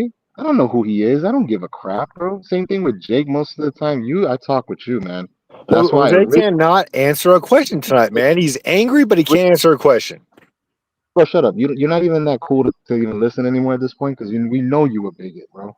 So just relax, He man. just likes using that word big. Well, I don't know why he keeps throwing that around, dude. Was it All like a white guy that beat you up? Is that the problem? Wait, What is the bigot? issue? Is the right, so word now bigot? you make it seem as if your race is important to me, Jake. I don't care what race you are. You're Well, bigoted. that's what bigot implies, though. I mean, look at the definition. That's what it implies. Okay, so how about this then? If you guys talk any crap, right, about a person's sexual preferences, that does make you a bigot. And you, Didn't you just make a slur against the guy, a homosexual slur you said in Spanish against the guy you were arguing with correct, before? Facts. Thank you, MD. You just said that, right? And now you're trying to accuse somebody else of it, man. Are you like, you got to be drunk or something, or on some type of drug right now? I can't I don't even be believe drunk this because I is never not the challenge same you, right, Jose that we on know. your gas. You're right. I never challenge you on your gaslighting stuff on your show because you know what? I'm like, I don't gotta really go there. It's the Well, guy's you show. can go wherever you want to Most with of that. the time, but you're right. No, but that's the thing. A lot of people eventually end up, you know what? They're like, hey man, MD, You know, sometimes he comes with his BS, bro. And you know what, Scribe the same way. Sometimes you well, just you be know on what him. cracks me up is that why are you here then? So you're Brother, over here hanging I off of Jake's nuts, but already explained and that you to complaining. you because you know what? No, because I that's what you're doing, man. and if you're Something right, you know what? How you you have walked in you here? know what? You know what? I don't even like you, MD, or your stream. But the why you here? It's a good question, Exactly. Why MD. are you here, man? Why are So you that here? affects you personally. Look, it affects you personally, right? Just like, It no, affects, it doesn't.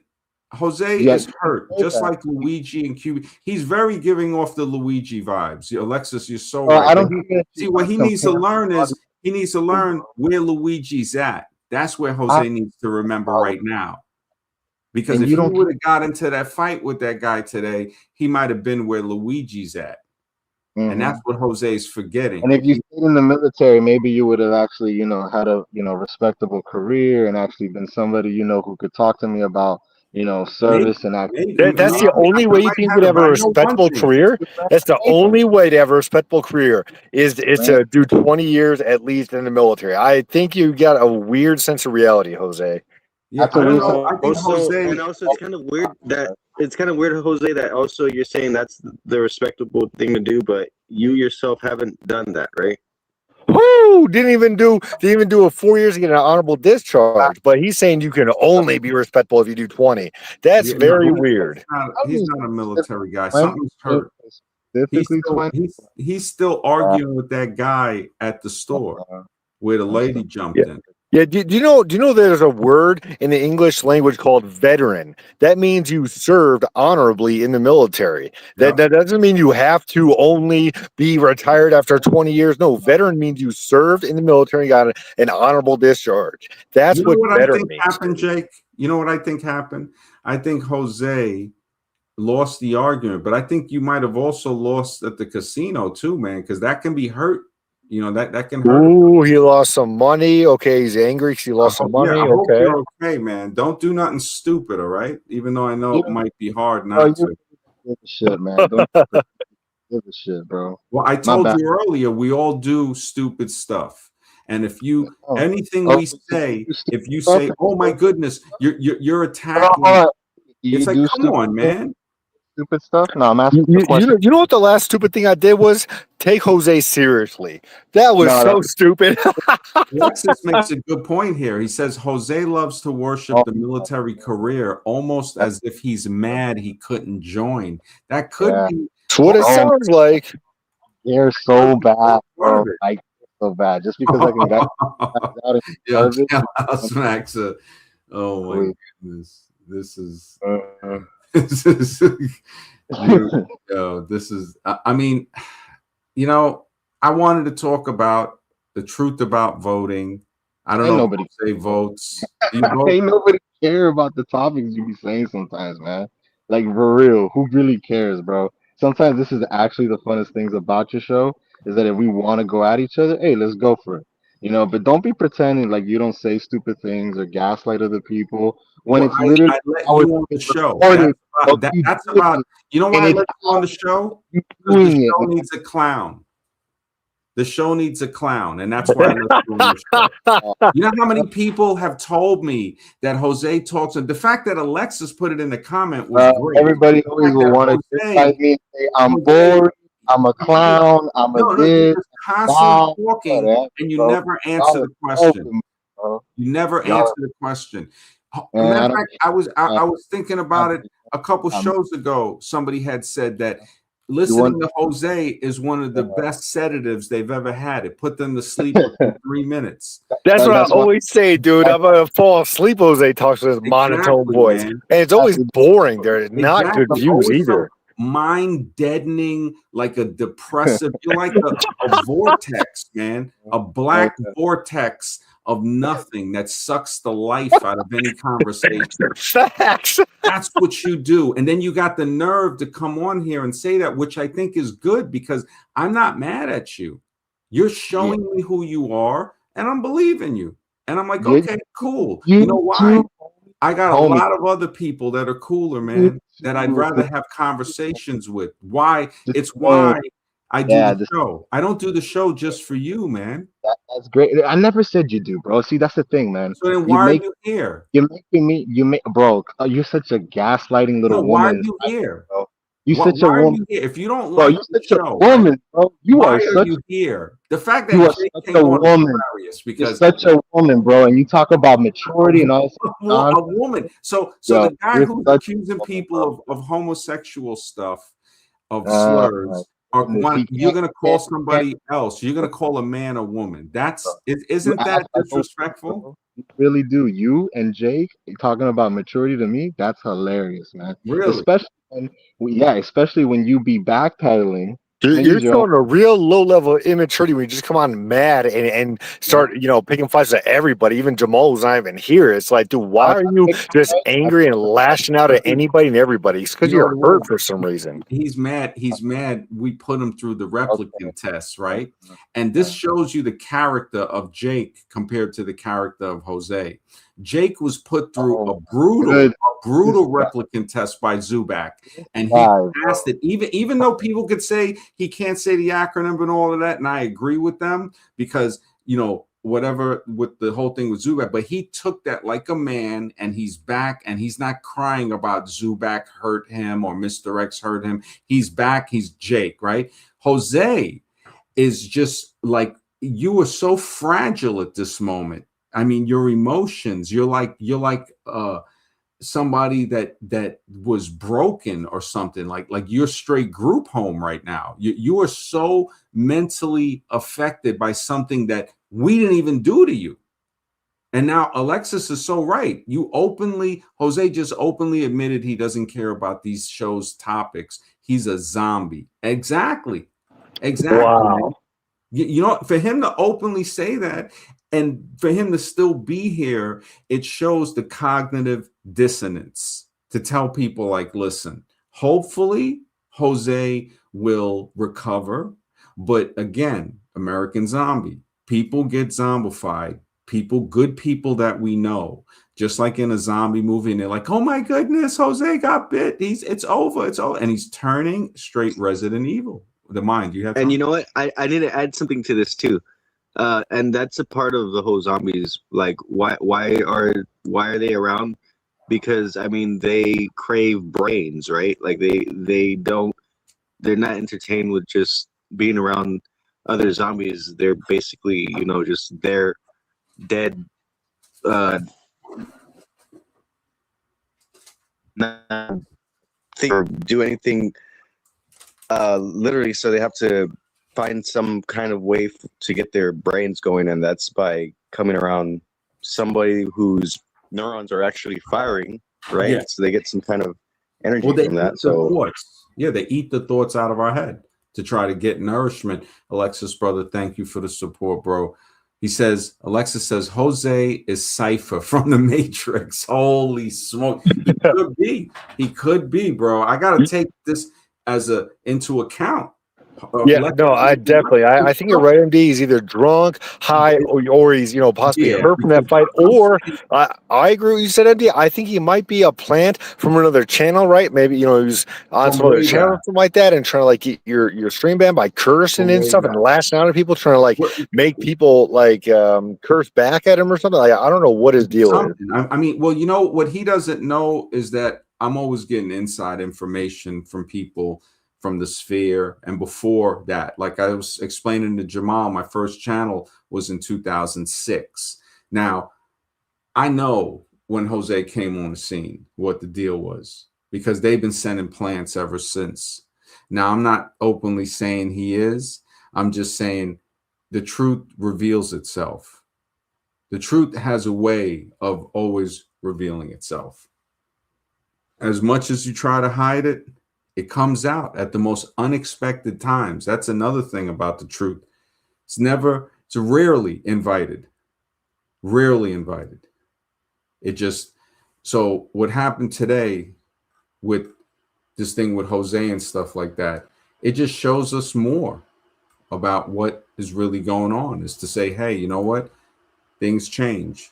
Things change. This is how mature men address it. We don't sit here and feed into it and make fun of him or anything like that. We just say, yo, you're going through some mental stuff right now. And maybe it's not even that saying you're not worthy to sit at the nights of the survivors round table or whatever. It's to say if you don't belong somewhere, you just shouldn't be there. You just shouldn't be there. It's kind of like go to where you belong, go to where people you feel like you fit in. If you don't feel like you fit in, then we already know. So it's So like I would like to jump in here, and I think that's a part of the society we've got raised in, which is one to be very oppositional, right? So we just get used to always being that person that's pushing back. So I think that that becomes a part of the imbalance that we have is we can't be in an environment that's like constructive. We always, at least for me, I know I had to learn how to get out of that mentality where I'm always like being oppositional to everyone around me because that's just how I had to learn how to be my whole life, basically. I hear you. I hear you, man.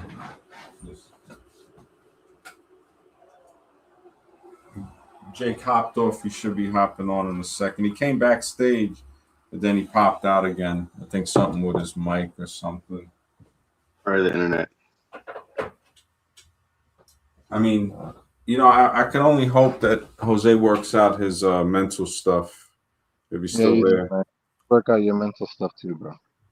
Yeah. Well, if you don't like it, remember, you don't got to be here. It's always there's a lot of people that Obviously, you don't have to be.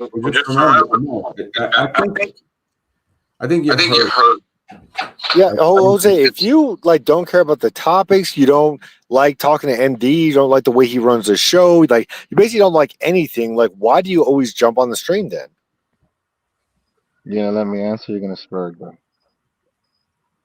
Bro, I asked you a question, then I muted my mic. You can see the mute button go on there, and then you didn't answer it. So are you gonna answer it? Stay quiet, bro. Just stay quiet. We asked you a question. There's plenty of silence for you to answer. So Jake, go ahead you and got a answer. background noise. You got a background noise, Jake. I don't know if you got I another predict he's window. going to go on a 5-minute. Let me jump off. Oh yeah, one of you guys have like a background thing.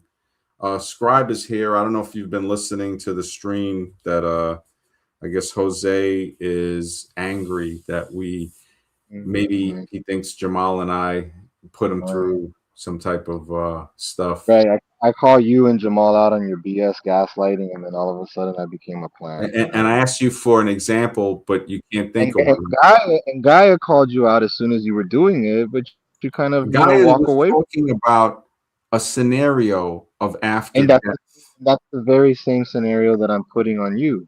So I'm putting on you. Really, the one that you couldn't think of, right? Because now you're lying, basically. Oh, You're trying to tell me that what Gaia said. Oh, that's what you. So the fact that you couldn't think of it, you said it on stream that you can't think of. You do it all the time. We do it all the time, right? Give me one example. Every time you have somebody giving you an opposition to your viewpoint. No. This is about you and I. Don't try to switch it to somebody else now. Okay, hold on. I was listening earlier, guys. Hold on a second, Jose. I mean, you've always been a brother. I've always felt like you've supported the show. You've always been cool and everything. And Jake, all these guys, we've always been hard on guys. I do it to MD. MD does it to me. Jake does it to me. I do, back and forth. It's always been a thing. So for us to take that seriously and come out like, man, I'm gonna call you out for that now. It's like, but you're gonna wait for years. Because the one thing that always kind of stuck with me with you was that one time where I was just joking. I was just like, this is back in the Smash Chidiva days. I'm like, making, the months and months and months we're talking about cold approach, how creepy it is, how it's not the right approach on these things, right? And then as a joke I don't know why I asked you. It was just off the cuff for some reason. I was like, so Jose, when's the last time you cold approached? And you literally said yesterday. Yeah, you said yesterday, and I was like, wait a second, So we've been talking about this for months on end, years on end, and you're going to tell me that you've been doing this, but you've never had an issue with it. You never said, hey, you never called me out on it. Say, oh, Scribe, I think you're wrong because I've been doing this for however long you've been doing it. Because the fact you said yesterday, I'm like, wait a second. So that means you've been doing this, consistently, at least, if it's that recent. So I'm thinking in my brain, like, is because they were saying earlier, plant, whatever. I don't want to think that because you've always been there. You've always been like a brother. But at the same time, I'm thinking in my mind, why wouldn't you ever call that out? Woo! Because that was a Georgia joke. Tupac That with was a the joke. facts. That wasn't a real question. That was more of a joking question. And the fact you said yesterday, I was kind of like, That was a huh. jaw-dropping stream that we can never forget. About why do I not what? What Yeah, your mic is, Agent Smith is coming out. yeah, I think you're going. It's going robotic.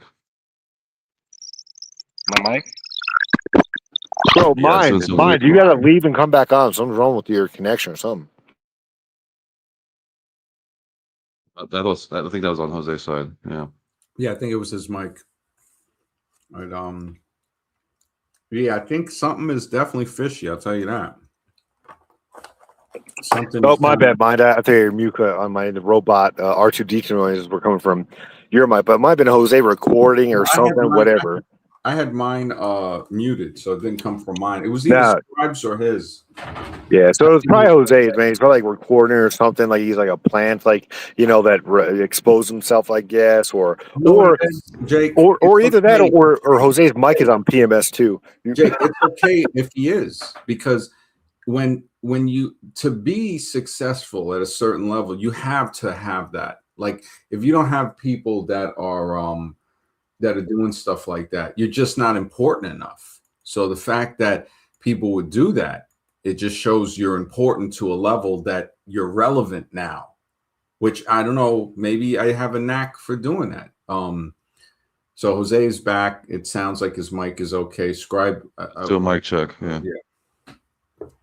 Yeah, I'm unmuted. So Jose.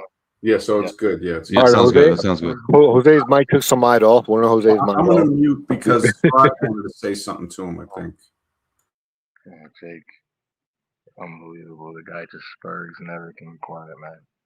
You know, like how can So it's hilarious. But Scribe had a question for you, man. The Scribe was saying, like, yo, Jose, what's going on? Were you really a plant all along? He thought you were a brother, but are you not a brother? Like Scribe had a question. You gonna answer it? Yeah, I'm gonna answer Scribe's question and I'm gonna just leave, man. What's your question, Scribe? Scribe, are you there? Yeah, what was that? What was your thing with the cold approaching? And I told you yesterday. What was the exact part of the question you wanted me to answer, man? It was like, we went months on and discussing those ideas and those, what we've noticed from that. We all agree upon these things, but then when I ask you, it's kind of like a joke. Hey, when's the last time you cold approach? And you say yesterday. I don't know if you're being serious or not, but it sounds like you did. And then you went to the whole. Okay, so that right there was kind of like hurtful, because I'm like, damn. Okay, so I've been talking all this time about this stuff, and you're like you're agreeing with it, but yet you're doing it. So I can agree with you that a guy who doesn't know how to speak with women, that doesn't know how to just be like, okay, look, if you speak to a chick that you're attracted to, and she's just like, with the off-putting body language, it just tells you, look, I have a boyfriend, I'm married or something, you're done. That's it. Or I don't speak Spanish, or Exactly, whatever. And then you speak another language because, hey, you can assume someone understands English and maybe they don't speak English. So they say, no hablo inglés. And then you speak to them in Spanish. But you don't even but you were at a Mexican supermarket and she was Mexican, so I mean, bilingual, right, Jake? So, I mean, you're so stupid you don't even know more than one language, right?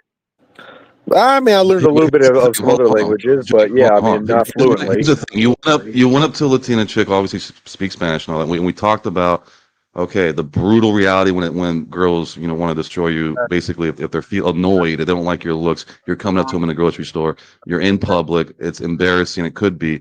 And then she's like, I don't even speak Spanish. I mean, that's like probably the biggest, diss of all time as far as that. But I'm just saying, but you're saying someone who doesn't know how to speak to women, but at the same time, we're saying, well, it's not about knowing how to speak to women. It's about knowing when to do that, not to do that as a cold approach, right? Never the cold traction approach. IQ, but apparently Jose never listened to your stream, Scribe.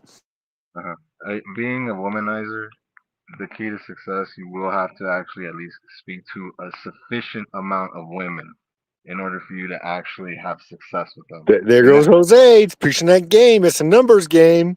Shut up, bro. God, man, no one cares what you got to say. You wanted to marry a whore. Bro, Okay, but Come Jose, on. hold on. Don't say that word. Yeah, don't say that word, Jose. But here's the thing. I was hoping that you would challenge me back then when we were talking about this. That you'd be like, "Look, I think I it's don't this way."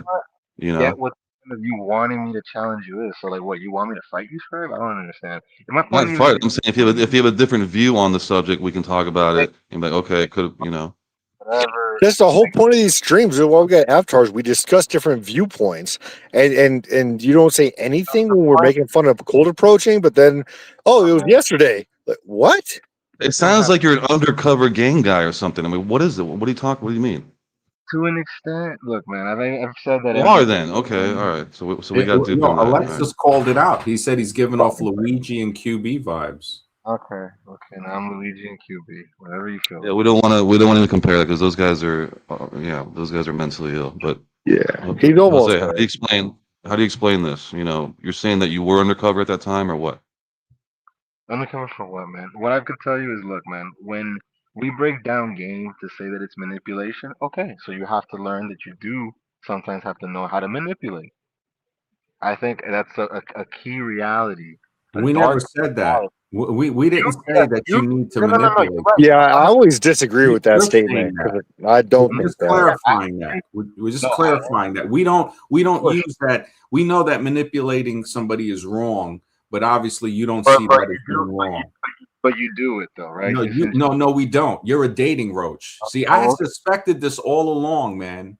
I'm a This dating is, coach. this is like what I said. You keep Yes. your friends close, you keep your enemies closer, man. A piece of shit will always show itself. You'll smell The it. thing is, the attraction IQ thing was there, so you don't have to get to the point of having to manipulate and go through all this clownery and gesture maxing. That's what we preached the whole time. So you didn't know. So that means you've never understood this. Now He's probably it's starting to a make plant sense. with QB Willie. He's probably both of them, and they can go. He could go on his show if he wants. That's the thing. Nobody's man. I begging don't know. you I don't think to it come is. over here, You're man. right, bro. And you're saying all this other stuff. I that is actually paid anything that's you part of the a conversation. compliment by letting you be here, and just like with Koala I now, mean, Jose has always been cool. I don't know where this is coming from now. It's I like think it's either he's drunk or That's maybe the it's thing, just right? true That, feeling. like I'm cool when I don't challenge either of you, but when I challenge either of you, all of a sudden I'm a dating roach and I'm a no, it's clown. okay.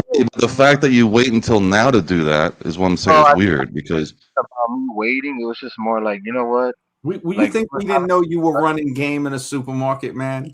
yeah, man. We knew that back then, and you were trying to slip and slide, unicycling, got Mhm. rejected by some single mom at a supermarket, man. And It's a supermarket. that's okay, bro. That's okay. Just be honest about it. That's all. Wait, am I in the MGTOW thing right now? No, this has nothing to do with that. What we're talking about is that, look, when you come on a stream, if you don't like it or you don't want to be here, you don't like any topics, well, then what are you doing here? You're The only absolutely other reason would be to You're get absolutely- information, to be a plant.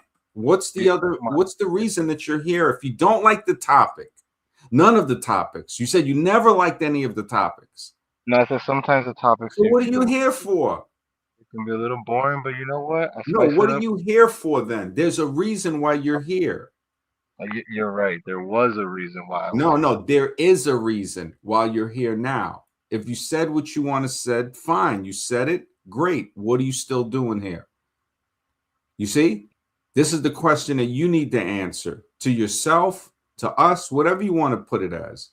But the fact that we gave you so much of leniency, feel bigger and tough for talking to me like that, bro. If it's that not makes big and tough to talk to you like this. It's to like say, that- look, you come on here insulting Jake, insulting me, saying all of this stuff. Well, then why are you here? It's asking you. It's asking you. Describing you, and maybe you don't like it sometimes. Why are you here? Don't worry about it. I'm done. All right. You The happy fact about that I'm asking you that is not trying to be big and tough. It's asking, why are you here? And this is the power of questions that I hope people that are still listening, thank you for listening, that the power of questions will drive a demon away. Whether, I'm not religious, so if it's not a demon, it'll drive away behavior that is detrimental. It'll get the parasite out of you, because the environment for the parasite to survive is not conducive to its survival anymore at that point, and it must leave.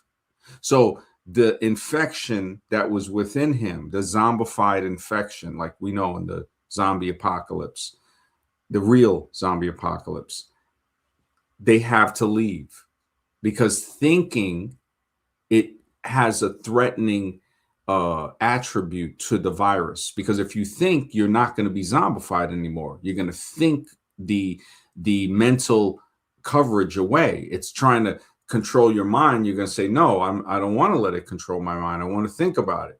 So the fact that he left, I think either maybe he sobered up enough to realize, like, wait a second, that was the smartest thing he did. Because it's sort of like me saying, okay, you came in here and you said you don't like the service, or you don't like the people here. What are you still doing here? And it took a couple of minutes. So I think he might have been drunk for him to realize, like, yeah, what am I doing here? And then he finally left. It took, what was it, an hour and 40 minutes to get to that. Well, I think he was expecting a certain reaction. Possibly. He was possibly trying to bait me into saying something and all of that. And I think that's okay, because to me, I think that's great because it tests me. And when I see that I pass a test or not, whatever, I passed it. I'm happy. If I didn't, then I'd learn, okay, I can't do that. See, at least I know now I can reflect and say, okay, yeah, you don't want to feed into it, because in some way, maybe he was possessed by something. Not to say in a religious manner, but something was off about him. Or maybe it came for a time when somebody is undercover for so long, they get tired of being undercover. And they despise doing that job for a while. And then the true feelings come out. And that's okay. I'm glad that the true feelings come out. Okay, you feel this way. You don't like the fact that you're not in charge of a show. Well, start a show. And then, okay, so because we're military, and Jamal is military too. He's ex-Air Force. So maybe he has an inferiority complex somehow, not just to the military thing, but maybe other things too. Yeah, I mean, I would have to say I don't like love the law enforcement or like a imperialistic, nation building or anything, but I don't dog or put down the military or anything like Yeah, that. I mean, and even if somebody were to say something, right? I'm mature enough to be like, okay, that's the way you feel about it, fine. Like what Alexis was saying, tell us why. Tell us, how could you say that? Like, you haven't been in there. And, so what's up? Alexa says Jose really hated the military guys hard, but loved the military career. It could be that he was rejected. It sounds like that. It really does. It really it has that type Yeah, of. we don't want to fuel speculation or stuff we don't know is true or not. I mean, the whole point is he broke down for some reason, something happened, he got in some fight, or he said you and Jamal, or whatever. Whenever someone wants to be evasive like that, it's, well, it could be this, could be that, or running like this, running like that. It's like an underlying cause of something else that Yeah, built up, and now they're just picking whatever. Yeah, I think he's hurt maybe about not getting in there. Red Blur, good to see you, man. Yeah, and Buddy Lee even says, even though he's not, with the military and stuff like that, he still has a good time. He still likes coming here, listening to conversation. Because also it's men. We keep it to where we're men. Well, yeah, we'll make a little bit of jokes with each other, but we're mature and we grow. And honestly, sometimes like some people, you outgrow them. And maybe if it wasn't genuine, which it's seeming that it wasn't, it really does seem that way, that it's like, okay, what are you doing here? And it took a while to get to the final point where he had to realize I wasn't going to throw him off. So he did the Harry Carry. He did the self-sue, so he did it to himself. And the fact that he jumped off the stream, because he was telling me, oh, well, you could, throw him off or whatever. And I'm like, I already know that bait. I'm not trying to throw him off the stream. like that. I'll put him backstage if it came to where he started just interrupting too much. But being that he, like when we did this stream with Jake and Zubek and Jake was going, I was like, hey, I backed off, let them talk. I didn't want to seem like it would have been more like we're ganging up on Jake. No, it's not like that. Maybe he felt that way with Jamal and I, which he couldn't even give an example. And I'm like, I'm like, okay, so what did we say? If you could tell us, then we could learn and then we won't do it. But obviously it wasn't about that when he couldn't, yeah, it could be something very odd. You never know. I mean, he's sounding very plantish, man. Very, very, very plantish. Some of the stuff how that just flipped out like that. And, you know, I mean, I don't remember what Jamal and I were really saying. I know we were talking to him about something, and it was a tense conversation, but nothing disrespectful, because we've always been staying within the guidelines. And the fact that Jake and Zubak had such an intense thing, you know, and everything was cool. We all like everything's cool. So it's like, okay, hey, you know what? That shows maturity, being able to have that. So I hope Jose feels better, because it seems that his feelings are hurt. And even though a lot of us are just maybe a little more rugged, that we're not going to get our feelings hurt that easy, we have to understand that some men are sensitive like that. Maybe Jose needed some more hugs when he was growing up. Some guys don't require hugs as many as some other guys might. So hopefully he gets a hug from somebody that cares about him. And I think what happened at the store that guy did, yeah, it kind of affected him. Alexis, brother, thank you for the support, bro. Alexis says, you and Jamal him mad when you asked him if the dog broke through a fence and bit a child. Yes. Is it the dog or the owner's fault? Hey, that's what it was. You're right. Yeah, that triggered him, man. You're right. Thank you, brother. Yes. When we say so, and he was definitely, that's what it was. It was about, he wanted to say, yeah, it's genetic and all of that. And yeah, if there's a problem with something, it could be, but on general, it's like, no, the owner is responsibility to make sure that animal doesn't get out. It's sort of like a zoo animal. If an animal escapes the zoo is responsible. Yeah, wow, that's what it was. So Jamal and then Jamal went in.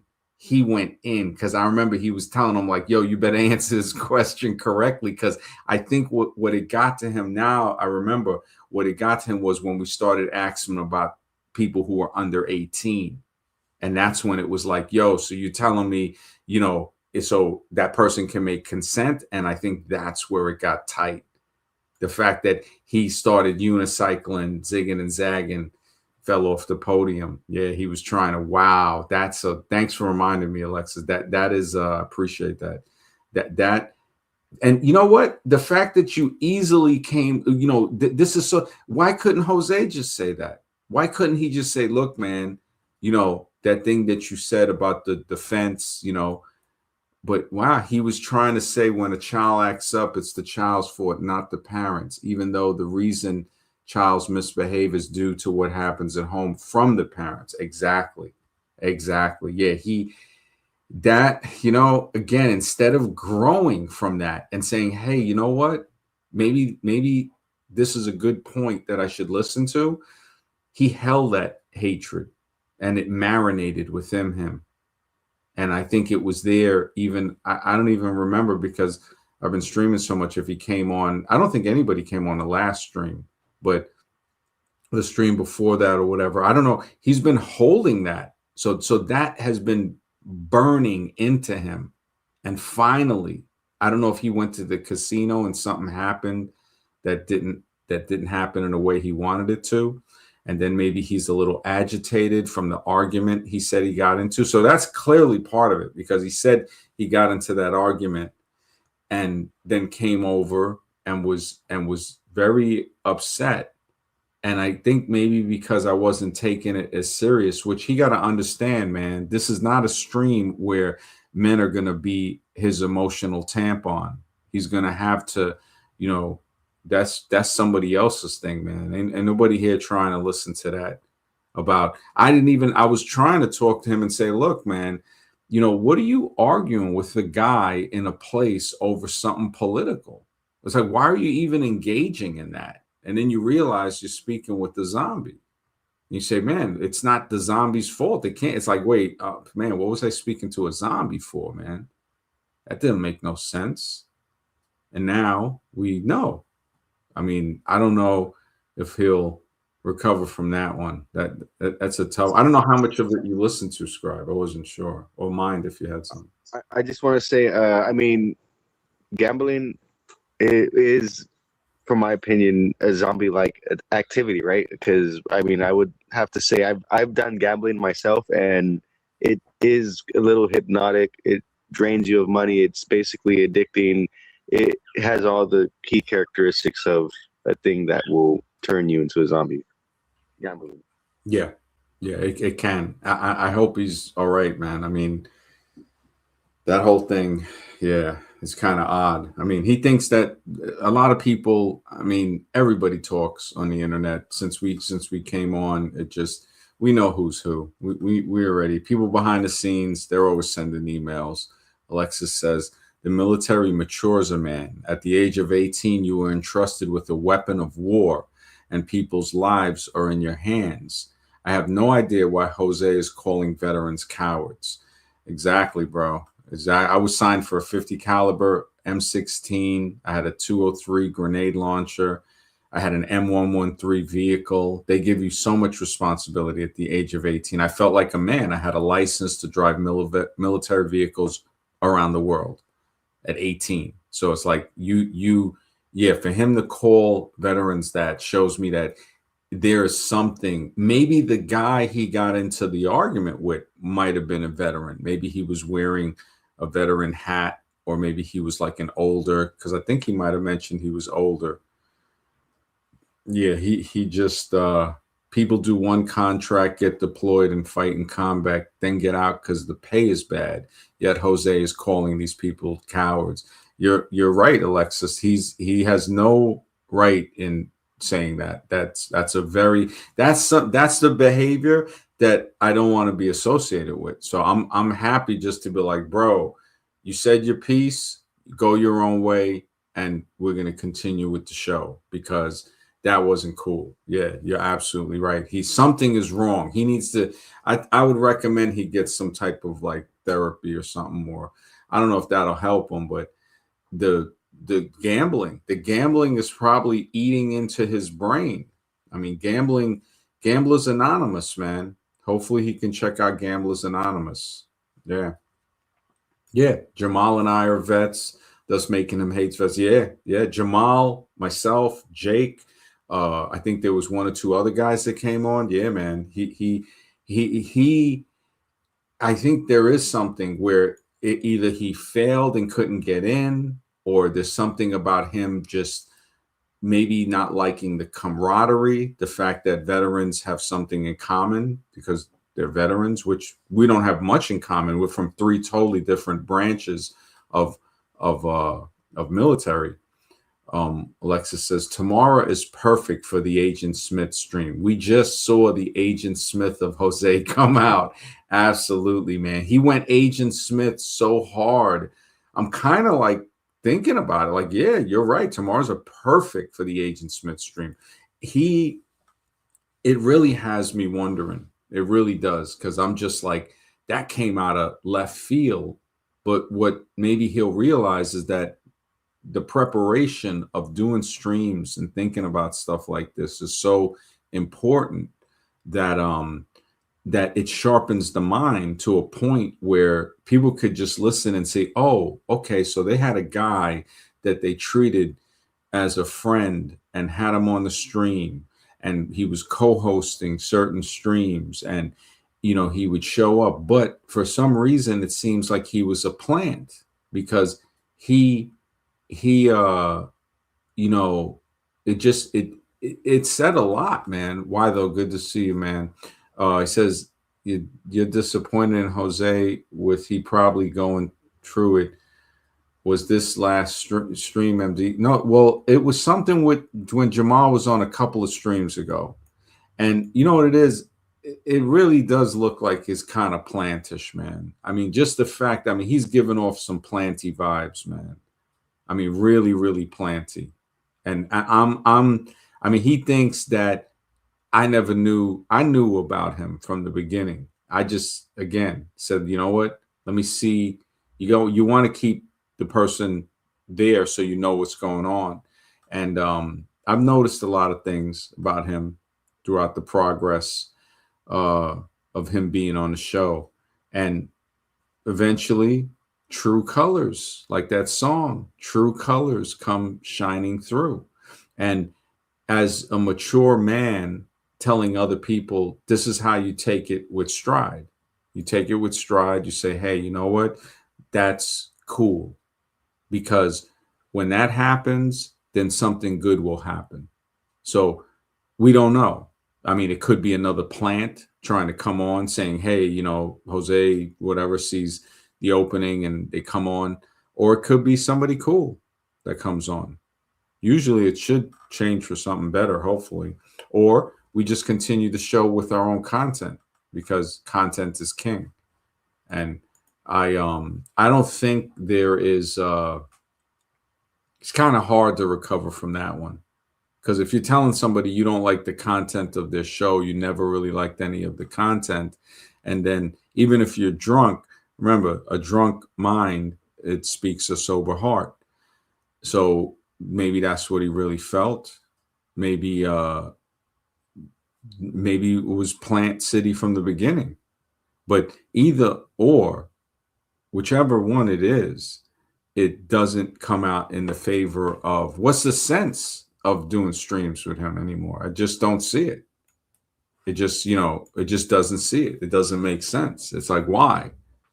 It may be, matter of fact, now I'm kind of worried that maybe he'll say something that I don't want people to say on the stream because he did kind of go into that and I had to like kind of stop it. And it's like, bro, you're over here trying to tell me, you know, that I should, I'm going to stay within the parameters. You're not going to have me going outside of the parameters. And if he doesn't like that, well, that's his, he can start a stream. He can take his own thing. I just, that's another thing too. It's like, yo, I noticed that little bit of agitation. It's like, look, man, don't do that, man. I mean, I know he was mad at Jake that time that Jake and him got into it, but it's like, bro, what are you getting so mad at people on the internet for? Even if it's real life.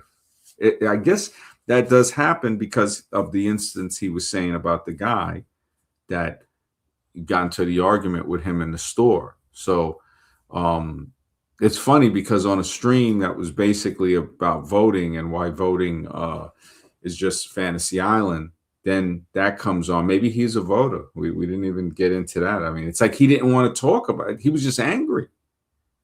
But I don't know why though, man. I'm about to end the show. It's, you know, I mean, it was a good show actually. We were talking about the voting and stuff, and then when he came on with that, it just kind of turned into like a therapy session or something. It's just like, bro, this ain't if you're angry about something we said, man, you know, part of me wants to say, hey, you're gonna have to mature and be able to take criticism. I mean, we're asking you questions. The power of a question is so powerful, it can get somebody to leave you alone. And that's what happened. He finally left when I asked, like, okay, what are you doing here? If you don't like the shows that the people do, you're angry at the people, what are you doing here? And it had to be, it has to be said in a certain way, because if you say it in a way that could bring any argument, now you're not getting rid of the guy peacefully. He's got to jump out the window. You don't want to put him out. Oh, you threw me off the stream. No, I didn't throw you off the stream. You jumped out yourself. You jumped out yourself. So that makes it even better. He did the, the self deletion. And it's like, okay. Yeah, exactly, man. Zombies avoid questions. BP wants answers. Yep. BP people want answers. It's just, and that's the thing, asking them yes or no. Oh, so that's framing the question. You can't have a third answer. And when I asked Gaia to explain it, we saw that it does go back to two things. It's like, hey, that's just what it is. Listen back to the stream. Yeah, I think he's kind of drunk, man.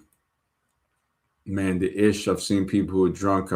You know what the thing is, though? Why, though? If you're drunk and you're cool with a person, I don't think it's going to come out in a hateful way. I mean, when something comes out when somebody's drunk, man, that really says a lot. Things might come out that you don't even know that you feel. Like it could actually maybe in some way, have you not, break relationships that you don't want to be with anymore to say, hey, you know what? This happened and it happened for a reason. So I look at life that way. It's like, okay, look, this happened. He got angry and maybe, yeah, he does sound kind of drunk. It's like, okay, great. Now we know where you at. This is what you think. I'm not mad. I'm still not mad. Why would I get mad? This is a good thing. This shows me more of reality. It's like, oh, I thought you were trustworthy. I see that you're not. That's okay. For me to get any type of feeling of even like judgment or to admonish the person, that's me not being that higher being. That's, it just doesn't make sense. Why waste time on that? I want to move forward. Yeah, alcohol is the poison of truth. It truly, truly is, bro. It truly is. It just, when I look at it does, he could have been drunk. That's the only thing I can think of. It's like, why would he come on? Maybe that dude got into the argument with him and he went out and bought some alcohol and started getting drunk and saw I was live, came on, then started feeling some type of way with me and Jamal that we were talking fine on the stream, setting up a great stream for tomorrow and the next day, Matrix, Agent Smith. And sometimes people get jealous of that. Sometimes, I mean, I would hope that he heals and starts to make an improvement on his life for the better. Yeah, I don't know if it doesn't seem productive. It's like, what would I talk with about him? Because I don't want to sit there and beat around the bush like, hey, how's that? You feel better? You know, it's like, nah, man. It's like you were on here saying some very, very, like, I don't know what you need he needs to go to see some professional people to help him hopefully get better. It just and these things, it just happens. Sometimes who knows? It might take the streams to where a person reflects on what they think or feel, and maybe that brings them to say, hey man, I wouldn't have got to that point if I wasn't challenged. But the fact that he did it in such a way, it just, again, take it all with stride. Say, okay, this was good. He let me know there's other shows that he can go and hang out with people. And I mean, Jamal, we did press him, but anybody should be able to be pressed like that. Because if you're talking about the truth, it's no big thing. It's like, yeah, of course. If a dog comes out of there and does that, the owner has to have responsibility in that. It has to be there. And another thing is some people that don't want to be wrong. That's a very, very big sign of immaturity, to show like, oh, so you can't be wrong then. So you can't say, okay, show me. Like when I was like, okay, look, show me where I said things that put people in a strict parameter for a yes or no answer. Give me some examples so I can grow, so I can learn. Oh, okay, so is that manipulative? Let me stop doing that. Let me grow from that. Oh, you don't have any instances now. Magically, you can't think of nothing. So this is easily just me asking questions, like just innocently, like, oh, so you said so many times. So it's not like you said, oh, there was one time you did this. No, you said you do it so much time. Okay, show me one. Oh, well, yeah, all right, unicycle, immediate unicycle. And that, yeah, has me to where it's just like, man, yeah, I definitely, and thank you for letting me know that, Alexis. You're ahead of the curve, man. I did it, like, hopefully it worked, but I did it like when he was still on the stream, like right after Scribe came on. I went onto YouTube and did it. I had muted and did it just to be safe. Yeah, because, and that's another thing too. Reaching out to him, being like, being cool, doing all, and that was stuff that we didn't, I'm like, wow, this guy. It showed true colors. It showed true colors. Yeah, I definitely can't have him on there as a mod or anything like that, because it's not trustworthy. It's just not trustworthy. It's to say, look, it's nothing against the person personally. It's saying, look, the behavior, for the safety of everything, the behavior is, we want to, this is how you feel. Well, then you shouldn't feel bad about, just being, we appreciate you're still allowed to comment and stuff like that, but it's he just yeah, you live and you learn. You live and you learn, man. Yeah, it just yeah, it gets bad if Scribe hops on to moderate. Yeah, the fact that he hopped on for a little bit, I think he was trying to, and Scribe is like very nice about things. Yeah. Yeah, it just really, but we can't say he was very OG because he wasn't there back in the 2020 days. I think he came in around 2021 to 22, around that area. So he wasn't on the original year stream, but I think he could have been when we started Wisdom Radio. I think that's when he might have popped up.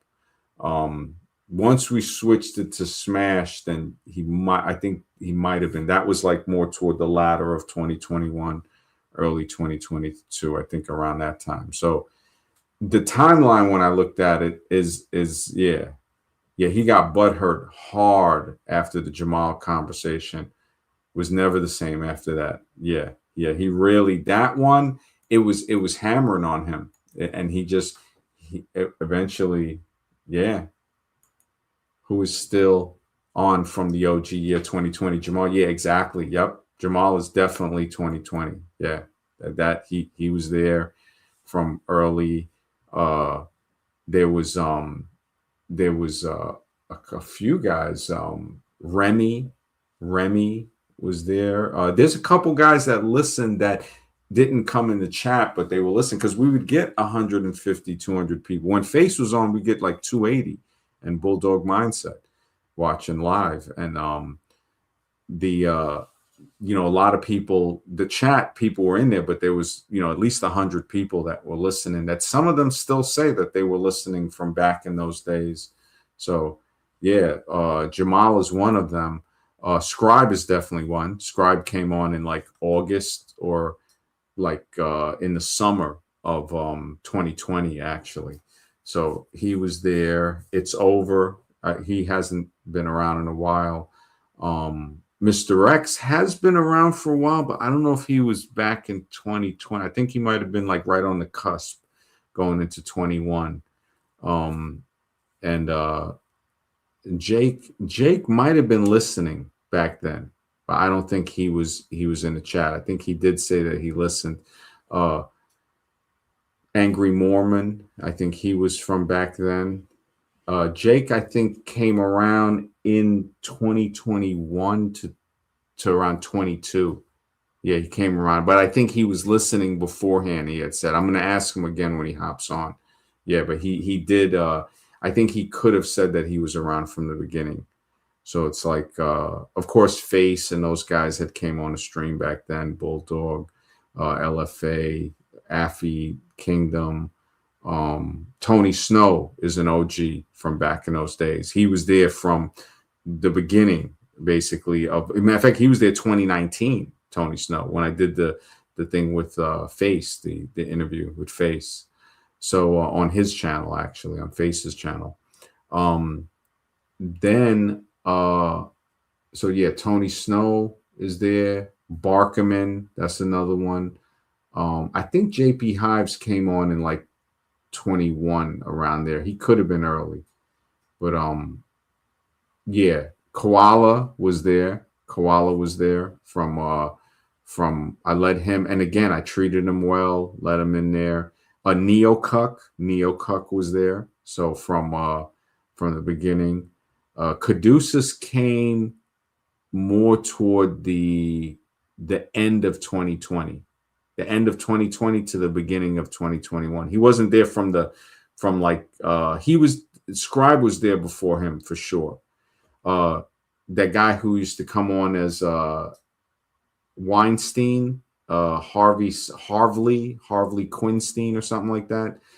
He would come on camera sometimes, neck beard. AC from Casey is an OG. So AC from Casey is from early 2020, May, stuff like that, even before that. Yarrick is an OG, Remy, Boom Boom and MR too, even though, I mean, I'm still cool, but I guess they're angry from back, because that was like 2020 going over into like October, September 2020. Wilo says that's when he started listening to Smash TV. Yeah, the Jake thing. Yeah, Black Circle's an OG, and so is A Patterson. So those two guys are OGs. Yeah, there's definitely a good few from way back then, man, that are yeah, they're definitely cool people. It's Over was so cool, man. He's still around, but I don't know. Yeah, Black Circle's cool, man. Real cool people. Yeah, a lot of people from that's still around from that time. I guess a lot of the people in that space, they don't talk about certain deep subjects. They're mostly just purely about dating or something like that, where life comes into play. Life always comes into play. So it's like, it's great to have a relationship and all of that. We see it's getting harder, but life, understanding. But yeah, there was a lot of people from back then, when I think about it, that yeah 2020, even when I look, trying to think who else had came on the stream, actually, because Bulldog was back then, LFA, all of those guys. I mean, they were, I think, doing stuff a couple years before, like in 20, around 2019, maybe even before that. Sandman and those guys. Harky, yeah. Oh wow, that's Harky. Holy smokes. Is this Harky? I've been here too. I just don't talk in the chat. Yeah, Harky was there from back. Yeah, he was first time he came on was like maybe October, September 2020, around there. Yeah, he had came on with around that time. So he's from back then too, man. It's like, wow, when I think of all the people, just a lot of people going way back into that was the old days, man. What if you see, and this is the thing, Alexis, what if Jose joins back on, apologize, say he was drunk? See, that's the thing where I'm not really. See, this is the question where I'm thinking to myself, like, okay, how do you let something like that come back on? Like, that opens up the door that if something happens, I already know. So now it's up to me where some people might say, oh, it's being a little firm or whatever, but maybe that's necessary. Maybe that's, and it's not to be mean. There's a difference. I don't have to be cruel or anything. It's just to say, bro, you're doing your own thing. You said what you said. I'm not angry at you or anything. But yeah, no, I appreciate that parody account. I appreciate that, bro. Yeah, I'm glad, because like I was saying, so you're proving the point that a lot of people listened, but yeah, they didn't come into in the chat. Yeah, how you didn't talk in the chat, but yeah, Harky's definitely from back then. But yeah, yeah, Alexis, fool me once, yeah, shame on you. And if you let him do it again, you can't blame him. It's like, and that's where I'm like, again, to even be more mature, it's to say like, yeah, I'm not saying it out of any maliciousness or not liking him. I'm saying it out of necessity to say, look, I don't feel that you're trustworthy to come on the stream, and that's okay. I don't have to be angry with you or anything like that. Just what it is. So if he's mature enough to see that, then great. But otherwise, even if he's not, I ain't trying to sit on there and talk it out, doing a Dr. Phil or anything with them. It's like, look, that's what it is. You'll meet more people in life. And hopefully you'll appreciate when people help you in life more, because you'll see that other people, maybe he'll see that people won't be as open and as inviting as it was. Because sometimes, again, has to feel that, to realize sometimes, yeah, they gotta, things happen for a reason, man. That's the way I look at it. Things happen for a reason. This happened, and I'm trying to figure out, like, okay, it happened, and he showed where he was at, his feelings. I, of course, think it goes deeper than that. I think it does. And the only reason that I've been talking about it this much, even if he tries to say, well, you kept talking about it, it's like, yeah, because I cared about, I extended, it shows that I cared, that he doesn't really. It's to say, wait a minute, you should be happy that I'm actually giving it this much thought to say, okay, what exactly happened? So it's showing me that, wow, so this didn't just happen. So you was always undercover. You were always undercover, because his response is going to say everything. That's going to say everything right there. There's enough that it's already been said, but any future responses will say a lot. And it's cool. It's like maybe he might be over there with, who knows, undercover with some other group. And that's cool. It's great. It's mature. My thing is to say, okay, I'm moving forward in this direction. There's nothing, there's no reason to have him on, because it's like, to talk about what? He doesn't add much to the conversation. And it's complaining. The complaining stuff, I'm just like, bro, it's like, come on, man. It was almost like it kind of did feel like he was trying to bait me into saying something like, bro, we want this to be a cordial conversation, but you live and you learn. It is what it is, man. I'd like to thank everybody, man, for being in the chat. Thank you guys so much for the support on the show, and people who came on the panel, man. Thank you. It was a great show. Tomorrow night, Agent Smith Syndrome. It's going to be a good show, man. Credit to Alexis and Black Circle, because we'll have the Matrix documentary on Thursday, and then tonight it will be the Agent Smith. Take care, guys. Have a good one.